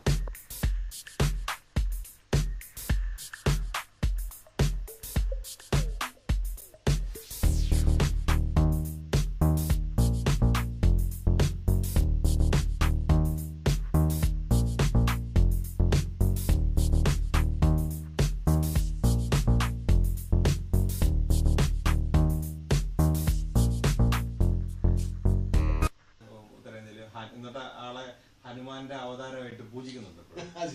ഗൂഗിളിൽ നോക്കിയാൽ കാണാം, the boy with the tail. അങ്ങനെ ഒരു സംഭവം ഉണ്ട്. ഇപ്പം ആ കുട്ടി ഇപ്പൊ ദൈവമായി. വേറെ വിഷയം. കാരണം വാല് വന്നതുകൊണ്ട് ഹിന്ദു പുരാണത്തിലുള്ള ദൈവത്തിന്റെ അവതാരമാണെന്ന് പറഞ്ഞുകൊണ്ടാണ് അപ്പം കുട്ടിയുടെ വീട്ടുകാർക്ക് കാശാരായി. ദൈവം കാശുള്ള വഴിയാണ്, കാശുള്ളത് കൊണ്ടാണ് ദൈവം നിൽക്കുന്നത്. ദൈവം കാശിനുള്ള വഴിയാണോ അല്ലേ എന്നതല്ല വിഷയം. ഇത് നിങ്ങൾ കാണിച്ച രണ്ട് മനുഷ്യക്കുട്ടികൾക്ക് വാല് മുളച്ചു എന്നാണ് പറയുന്നത്. അത് പരിണാമത്തിൻ്റെ ഭാഗമായി പഴയ ആ ശേഷിപ്പ് വളർന്നു വന്നതാണെന്ന് തന്നെ ഞാൻ സമ്മതിച്ചു. പക്ഷെ ഒരു സംശയമുണ്ട്. ഇത് പറയുമ്പോൾ നമുക്കൊരു കാര്യം ശ്രദ്ധിക്കാം. ആ ചിത്രം ഒന്ന് കാണാം. ഇത് മനുഷ്യൻ്റെ നട്ടെല്ലിൻ്റെ ഒരു ചിത്രമാണ്. ഈ ഒരു ഭാഗത്താണ് രഞ്ജിത്ത് പറഞ്ഞ പോലെ കോക്കിസ് എന്ന ആ ലുപ്താവയം ആവശ്യമില്ലാത്ത ഭാഗമുള്ളത്. അങ്ങനെ വാല് മുളക്കുകയാണെങ്കിൽ ഇത് നീർന്ന് വളർന്ന് ഇങ്ങനെ വന്ന് കുരങ്ങിൻ്റെയും നായയുടെയും പുലിയുടെയും ഒക്കെ വാല് പോലെ ആ എല്ലിൻ്റെ ഭാഗങ്ങളോട് കൂടിയ നട്ടെല്ലിൻ്റെ ഭാഗത്തോട് കൂടിയ ഒരു വളർച്ചയാണ് വേണ്ടത്. എന്നാൽ ഇവിടെ എന്താണ് സംഭവിച്ചതെന്ന് നോക്കൂ. ഈ കുട്ടിയുടെ ഏകദേശം ആ ഭാഗത്ത് നിന്ന് ഒരു 25 സെൻറ്റിമീറ്റർ ഉയരത്തിൽ ഒരു വളർച്ചയാണുള്ളത് കാണുന്നത്. ഈ കുട്ടിയുടേതും അതുപോലെ ഒരു 15 സെൻറ്റിമീറ്റർ ഉയരത്തിൽ നിന്നാണ് ആ വളർച്ച വന്നിട്ടുള്ളത്. ഇവിടെ ഈ ചിത്രം ഒന്നുകൂടി കൃത്യമായിട്ട് ഇതാണ് ആ വളർന്നു വരേണ്ട പോയിന്റ്. ഇത് നമുക്ക് തപ്പി നോക്കിയാൽ കാണാം. ഞാനൊക്കെ പണ്ട് പരിണാമത്തിൽ വിശ്വസിച്ചിരുന്ന കാലത്ത് തപ്പി നോക്കിയിരുന്ന ഒരു ഭാഗമാണ് മുളക്കാൻ ബാക്കി പോയ വാലിൻ്റെ കഷ്ണം. ഇപ്പോൾ മനസ്സിലായത് അങ്ങനെ ഒരു സാധനമല്ല എന്ന് മനസ്സിലായി. പക്ഷേ ഇവിടെ ഇദ്ദേഹം പറഞ്ഞ പോലെ ഇവിടെ നിന്ന് ആ ഏറ്റവും താഴെ നിന്ന് വളരേണ്ട സാധനത്തിന് പകരം എന്തുകൊണ്ട് ഈ മുകളിൽ നിന്ന് വന്നു? ഈ മുകളിൽ നിന്ന് വന്നാൽ അതിൽ നിന്ന് മനസ്സിലാക്കേണ്ടത് എന്താണ്? ഒന്നുകിൽ അതൊരു അസാധാരണ വളർച്ച, അല്ലെങ്കിൽ ഇവർ പറഞ്ഞ പോലെ നട്ടെല്ലിൻ്റെ ഒരു ഭാഗം രണ്ടായി പിരിഞ്ഞു, ഒരു ഭാഗം പാലായും മറ്റൊരു ഭാഗം നട്ടെല്ലായി സാധാരണ നിലക്കും വളർന്നു എന്ന് പറയേണ്ടി വരും. അങ്ങനെയാണെങ്കിൽ അതിൻ്റെ അസ്ഥിയുടെ ഒരു എക്സ്റേ എങ്കിലും കാട്ടിയാൽ നമുക്ക് വിശ്വസിക്കാമായിരുന്നു. വെറുതെ പറഞ്ഞു പോകുന്നത് പരിണാമ വിശ്വാസികളുടെ സ്വഭാവമാണ്. അവർക്ക് തെളിവിൻ്റെ ആവശ്യമില്ലല്ലോ. അവർക്ക് വ്യാഖ്യാനങ്ങളും പറഞ്ഞു പോകലുകളും മതി. ആ തെളിവ് എന്ന് പറയുന്നത് ശാസ്ത്രരംഗത്തുള്ളവർക്കല്ല ആവശ്യമുള്ളൂ, ശാസ്ത്രത്തിൽ വിശ്വാസമുള്ളവർക്ക്. പക്ഷേ തങ്ങളുടെ വിശ്വാസത്തിന് ശാസ്ത്രത്തിൻ്റെ വില വേണ്ടല്ലോ. അതുകൊണ്ട് ഇവിടെ പരിണാമത്തിന് ഇങ്ങനെയെല്ലാം പറഞ്ഞു പോകാം.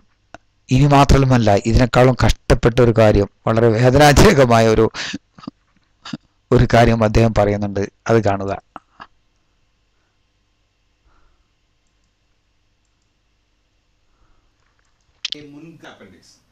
നമുക്ക് ടോട്ടലി നമുക്ക് റീസൺ പോലും അറിയാത്തൊരു ഒരു വസ്തുവാണ്. നമുക്ക് അവിടെ ഉണ്ടാക്കി വെക്കുന്ന പലപ്പോഴും പലർക്കും പിന്നെ ലൈഫ് ത്രെറ്റനിങ് പോലും ഉണ്ടാക്കുന്ന ഒരു അവയവമാണ് അപ്പൻഡിക്സ്. ജബ്ബാർ മാഷൂരിക്ക് തമാശ രൂപേണ പറഞ്ഞു, അപ്പൻഡിക്സ് എന്നുള്ളത് സർജന് കാശുണ്ടാക്കി കൊടുക്കാനുള്ള അതെ. അവയവമാണ്. ദൈവം സർജൻ ഉണ്ടാക്കി കൊടുത്തൊരു ഗുണമാണ്. പക്ഷെ മനുഷ്യർക്ക് ദ്രോഹമല്ലേ കാശ്. അതാ ദൈവം വളരെ പെർഫെക്റ്റ് ആയിട്ടുള്ള ഒരു ക്രിയേഷനിസ്റ്റുകൾ പറയുന്ന പോലെ പിന്നെ എന്താ പറയാ ഇന്റലിജന്റ് ഡിസൈൻ. ഇന്റലിജൻസ് അത്ര ഇന്റലിജൻസ് ഉണ്ടായിരുന്നെങ്കിൽ ദൈവം ഈ പോട്ടെ ട്രെയിൻ ബോണിന്റെ കാര്യം പോട്ടെ, നമുക്ക് അപ്പൻഡിക്സിന് അത്ര ഇന്റലിജൻസ് ഉണ്ടായിരുന്നെങ്കിൽ ദൈവം എന്തിനാ ഈ സാധനം നമുക്ക് വെച്ചു തന്നിരിക്കുന്നത്? സോ ദൈവം അഗൈൻ ഗോഡ് അല്ലെ ദൈവം ഒരു ഭയങ്കര സാഡിസ്റ്റ്. ശൂന്യമായ ഒരു അവയവവുമായി ജീവിക്കാൻ പാകത്തിൽ ഒരു ജീവിയെ ദൈവം സൃഷ്ടിക്കുമെങ്കിൽ ഹീസ് എ ബാഡ് ഡിസൈനർ. ആവശ്യമില്ലാത്ത ഒരു സാധനത്തെ ഒരു വാഹനത്തിലോ ഒരു ക്ലോക്കിലോ കുത്തിച്ചെലുത്തുന്ന ഒരു ഫാക്ടറിയിൽ നിന്നും സാധനം വാങ്ങിക്കാൻ ബുദ്ധിയുള്ള മനുഷ്യർ തയ്യാറാകില്ല എന്നതുപോലെ ബുദ്ധി കൊണ്ട് നമുക്ക് അനുവദിക്കാം. വെസ്റ്റീരിയൽ ഓർഗാനുമായി ജീവിക്കുന്ന ജീവികൾ എന്തായാലും ഈ പരമകാരുണികനായ ദൈവം കരുണയോടുകൂടി സൃഷ്ടിച്ചതാവാൻ വഴിയില്ല. അങ്ങനെയെങ്കിൽ നമ്മൾ ഈ അപ്പൻഡിക്സുമായി ഓപ്പറേഷൻ മുറിയിലേക്ക് പോകേണ്ട ഗതികേട് ഉണ്ടാകില്ലായിരുന്നു. ദൈവമേ, അതിന്റെ ന്യായീകരണം ഈ കളിമണ്ണൊക്കെ കുഴച്ചിട്ട് വരുമ്പോ ചെറിയ പീസ് അവിടെ ഇങ്ങനെ ബാക്കിയൊന്നും നിയന്ത്രണം പോലും ഇല്ലാത്തതാണ്. അതാണ് ചെറിയൊരു കൈപ്പഴ. ദൈവവും മനുഷ്യനെ പോലെ അങ്ങനെ അതെ, ദൈവത്തിന് ഞാൻ വെറുതെ പറഞ്ഞാണ്, വിശ്വാസികൾ അങ്ങനെ പറയില്ല. നമുക്ക് അങ്ങനെ പറയാൻ ഒക്കും. നമുക്ക് ഈ വക കാര്യങ്ങളിൽ നമുക്ക് കളിയാക്കാതിരിക്കാൻ ഒക്കില്ല. കളിയാക്കാൻ പാകത്തിലാണ് കാര്യങ്ങൾ നിൽക്കുന്നുവെങ്കിൽ നമ്മൾ കളിയാക്കിച്ചിരിക്കും. നമ്മളെ കുറ്റം പറഞ്ഞൊരു കാര്യമല്ല.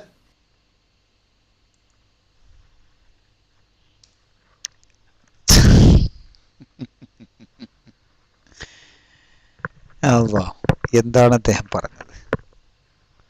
വളരെ തമാശ തോന്നുന്നു. ഒരാൾ ഇത്രയ്ക്ക് അബദ്ധവും അജ്ഞതയും പറയുമോ എന്നതിൽ. കാരണം അപ്പൻഡിക്സിനെ കുറിച്ച് എന്തെങ്കിലും പറയുന്നതിന് മുമ്പ് അതിനെക്കുറിച്ചൊന്ന് ഗൂഗിൾ ചെയ്ത് നോക്കിയിരുന്നെങ്കിൽ ഈ ഒരു അബദ്ധം പറയില്ലായിരുന്നു. തൽക്കാലം അദ്ദേഹം ഈ വിഷയം പറയാതെ അവസാനിപ്പിച്ച് മറ്റു എന്തെങ്കിലും പറഞ്ഞു പോകാമായിരുന്നു. അപ്പൻഡിക്സ് സർജന് കാശുണ്ടാക്കാൻ വേണ്ടി ഉള്ളൊരു സാധനമാണോ, അതോ കളിമണ്ണ് കുഴച്ച് ഉരുട്ടിയെടുത്തപ്പോൾ ബാക്കി തൂങ്ങി നിന്ന ഒരു മണ്ണിൻ കഷ്ടമോ? ഏതാണ്? നമുക്കൊന്ന് പരിശോധിക്കപ്പെടേണ്ട വിഷയം തന്നെയാണ്. കാരണം ഗൂഗിൾ ഒന്ന് ചെയ്തു നോക്കിയിരുന്നെങ്കിൽ ആധുനിക പഠനങ്ങൾ അദ്ദേഹം കാണുമായിരുന്നു. പക്ഷെ അതിനൊന്നും സമയം കിട്ടാതെ ധൃതിയിൽ അദ്ദേഹം എന്തൊക്കെയോ ജബ്ബാർ മാഷും അതുപോലെ രവി മാഷും ഒക്കെ പറഞ്ഞത് നേരെ പകർത്തി അങ്ങ് പറയുകയാണ്. കാരണം പഠിക്കാനോ അല്ലെങ്കിൽ അത് മനസ്സിലാക്കാനോ തയ്യാറാവാതെ. അത് മനസ്സിലാക്കാനും പഠിക്കാനും അദ്ദേഹത്തിന് ഒരു വിശാല മനസ്കത അല്ലെങ്കിൽ ഒരു ബോധമുണ്ടായിരുന്നുവെങ്കിൽ അദ്ദേഹം ഇപ്പോൾ പരിണാമവക്താവായി നടക്കുമായിരുന്നില്ലല്ലോ. അതിന് തയ്യാറാവില്ല എന്നത് തന്നെയല്ല അദ്ദേഹത്തെ പരിണാമവക്താവായി ഇന്നും നിലനിർത്തുന്നതിൻ്റെ രഹസ്യം. അദ്ദേഹം ഈ കാര്യങ്ങളൊന്ന് പഠിക്കാൻ തയ്യാറാകേണ്ടിയിരുന്നു എന്ന് മാത്രമാണ് എനിക്ക് ഇതാ ഈ ABC ന്യൂസിൻ്റെ ഒരു വാർത്തയാണ്. Scientist discover true function of appendix.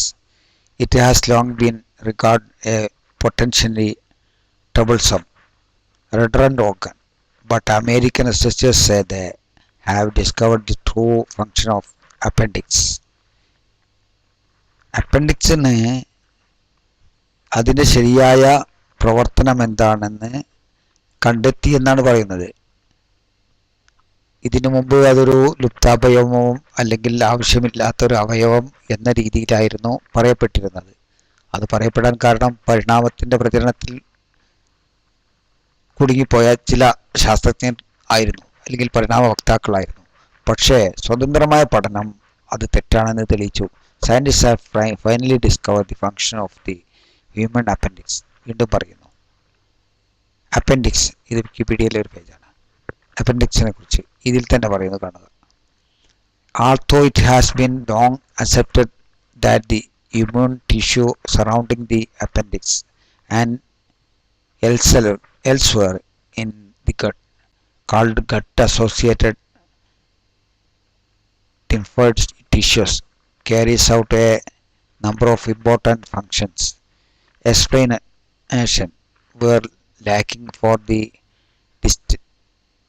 distinctive shape of the appendix and its apparent lack of specific importance and function as judged by an absence of side effect following appendice. William Parker, Randy Bodmer, and colleagues, Duke University, proposed 2007 that the appendix serves as a haven for useful bacteria when illness flushes those bacteria from the rest of the intestine.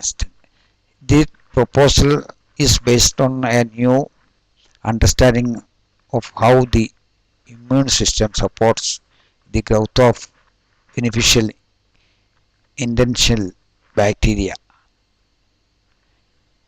അപ്പോൾ bacteria, ഗുണകരമായ ബാക്ടീരിയയിലൂടെ ദഹനപ്രക്രിയ നന്നായി നിലനിർത്തുകയും അതുപോലെ മനുഷ്യൻ്റെ പ്രതിരോധ ശേഷി, immune ശേഷി വർദ്ധിപ്പിക്കുകയും ചെയ്യുന്ന ഫംഗ്ഷനാണ് ഈ അപ്പൻഡിക്സ് എന്ന അവയവത്തിനുള്ളത് എന്ന് ഇന്ന് പഠനങ്ങൾ തെളിയിക്കുന്നു. എന്നാൽ ആ പഠനങ്ങളെ കുറിച്ചറിയാത്ത രവിചന്ദ്രനും ജബ്ബാർ മാഷും പറഞ്ഞത് അപ്പടി വിഴുങ്ങി ഇവിടെ വന്ന് കാര്യങ്ങൾ അവതരിപ്പിച്ചാൽ ഇത്തരം പ്രശ്നങ്ങളിലേക്ക് മിസ്റ്റർ മുഹമ്മദ് ഖാനും എന്ന് മാത്രമല്ല ആരും ചെന്ന് വിട്ടുപോകും. നമ്മൾ അവതരിപ്പിക്കുന്ന വിഷയത്തിൽ നമുക്കെന്ത് പറയാനുണ്ട്, എന്താണ് അതിൻ്റെ വസ്തുതകളെന്ന് അന്വേഷിക്കാനുള്ള ഒരു മനസ്സും ഒരു വിവരവും മനുഷ്യന് വേണം. അല്ലാന്നാൽ സ്വയം ലഭ്യനായി ഇങ്ങനെ പരിതാപകരമായ അവസ്ഥയിലേക്ക് പോകും. അദ്ദേഹത്തെക്കുറിച്ച് അദ്ദേഹം വിഡ്ഢിയാണെന്നോ അദ്ദേഹം പൊട്ടനാണെന്നോ അദ്ദേഹം മൂഢനാണെന്നോ അദ്ദേഹം അറിവില്ലാത്തവനാണെന്നൊന്നും ഞാൻ പറയുന്നില്ല. പക്ഷേ അദ്ദേഹം ഈ വിഷയത്തിൽ ഫോളോ ചെയ്ത രണ്ട് നാലാംകിട ആളുകൾ, ഒന്ന് മിസ്റ്റർ രവിചന്ദ്രനും ഒന്ന് മിസ്റ്റർ ജബ്ബാറും, അവരെയായിപ്പോയി എന്നതാണ് അദ്ദേഹത്തിന് പറ്റിയ ഗതികേട്. അദ്ദേഹം കാര്യങ്ങൾ പഠിക്കാൻ കുറച്ചുകൂടി വിശാലമായ മാർഗങ്ങൾ ഉപയോഗിച്ചിരുന്നെങ്കിൽ ജബ്ബാർ മാഷയും അതുപോലെ രവി മാഷയും ഫോളോ ചെയ്ത് ഇത്തരം ഒരു ജാള്യതയിൽ, സ്വയം വിഡ്ഢിവേഷം കിട്ടുന്ന ഒരു ജാള്യതയിൽ അദ്ദേഹം ചെന്ന് വിടുമായിരുന്നില്ല. പക്ഷെ അത് പറഞ്ഞു പോകുക മാത്രമല്ല ചെയ്തത്, അദ്ദേഹം വളരെ ഗഹനമായി വളരെ ആഴത്തിലേറിയ തമാശകൾ തമാശിച്ച് വിഡ്ഢിയായി. എന്തിനാണ് ഇങ്ങനെ സ്വയം വിഡ്ഢിവേഷം കിട്ടുന്നത് മിസ്റ്റർ മുഹമ്മദ് ഖാൻ? താങ്കൾ അങ്ങനത്തെ ഒരു വ്യക്തിയല്ലല്ലോ. താങ്കൾ അത്യാവശ്യം വിവരമുള്ള, അത്യാവശ്യം മാന്യമായി സംസാരിക്കുന്ന, അത്യാവശ്യം മാന്യമായി കാര്യങ്ങൾ മനസ്സിലാക്കാൻ മനസ്സുള്ള, കഴിവുള്ള ഒരു വ്യക്തിയാണല്ലോ. എന്തിന് ഈ രവി മാഷയും ജബ്ബാർ മാഷയും അനുകരിച്ച് സ്വയം വിഡിഭ്യനാകുന്നു എന്ന് ചോദിക്കേണ്ടി വന്നതിൽ താങ്കളോട് ക്ഷമ ചോദിക്കാതെ ഇരിക്കാൻ വയ്യ.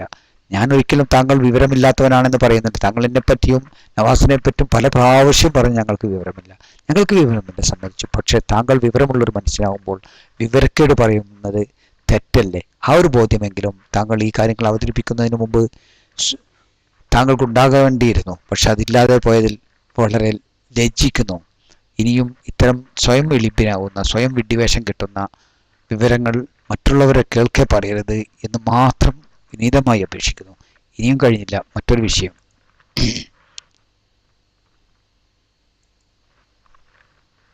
ഇവിടെ അലീക്കയാട്ടെ നവാസ് ആവട്ടെ, തിമിംഗല പരിണാമം എടുത്തിട്ടത് പരിണാമ സിദ്ധാന്തം പൂർണ്ണമായി അറിഞ്ഞുകൊണ്ട് തിമിംഗല പരിണാമത്തിൽ പിഴവുണ്ട് എന്ന് മനസ്സിലാക്കിയിട്ടില്ല.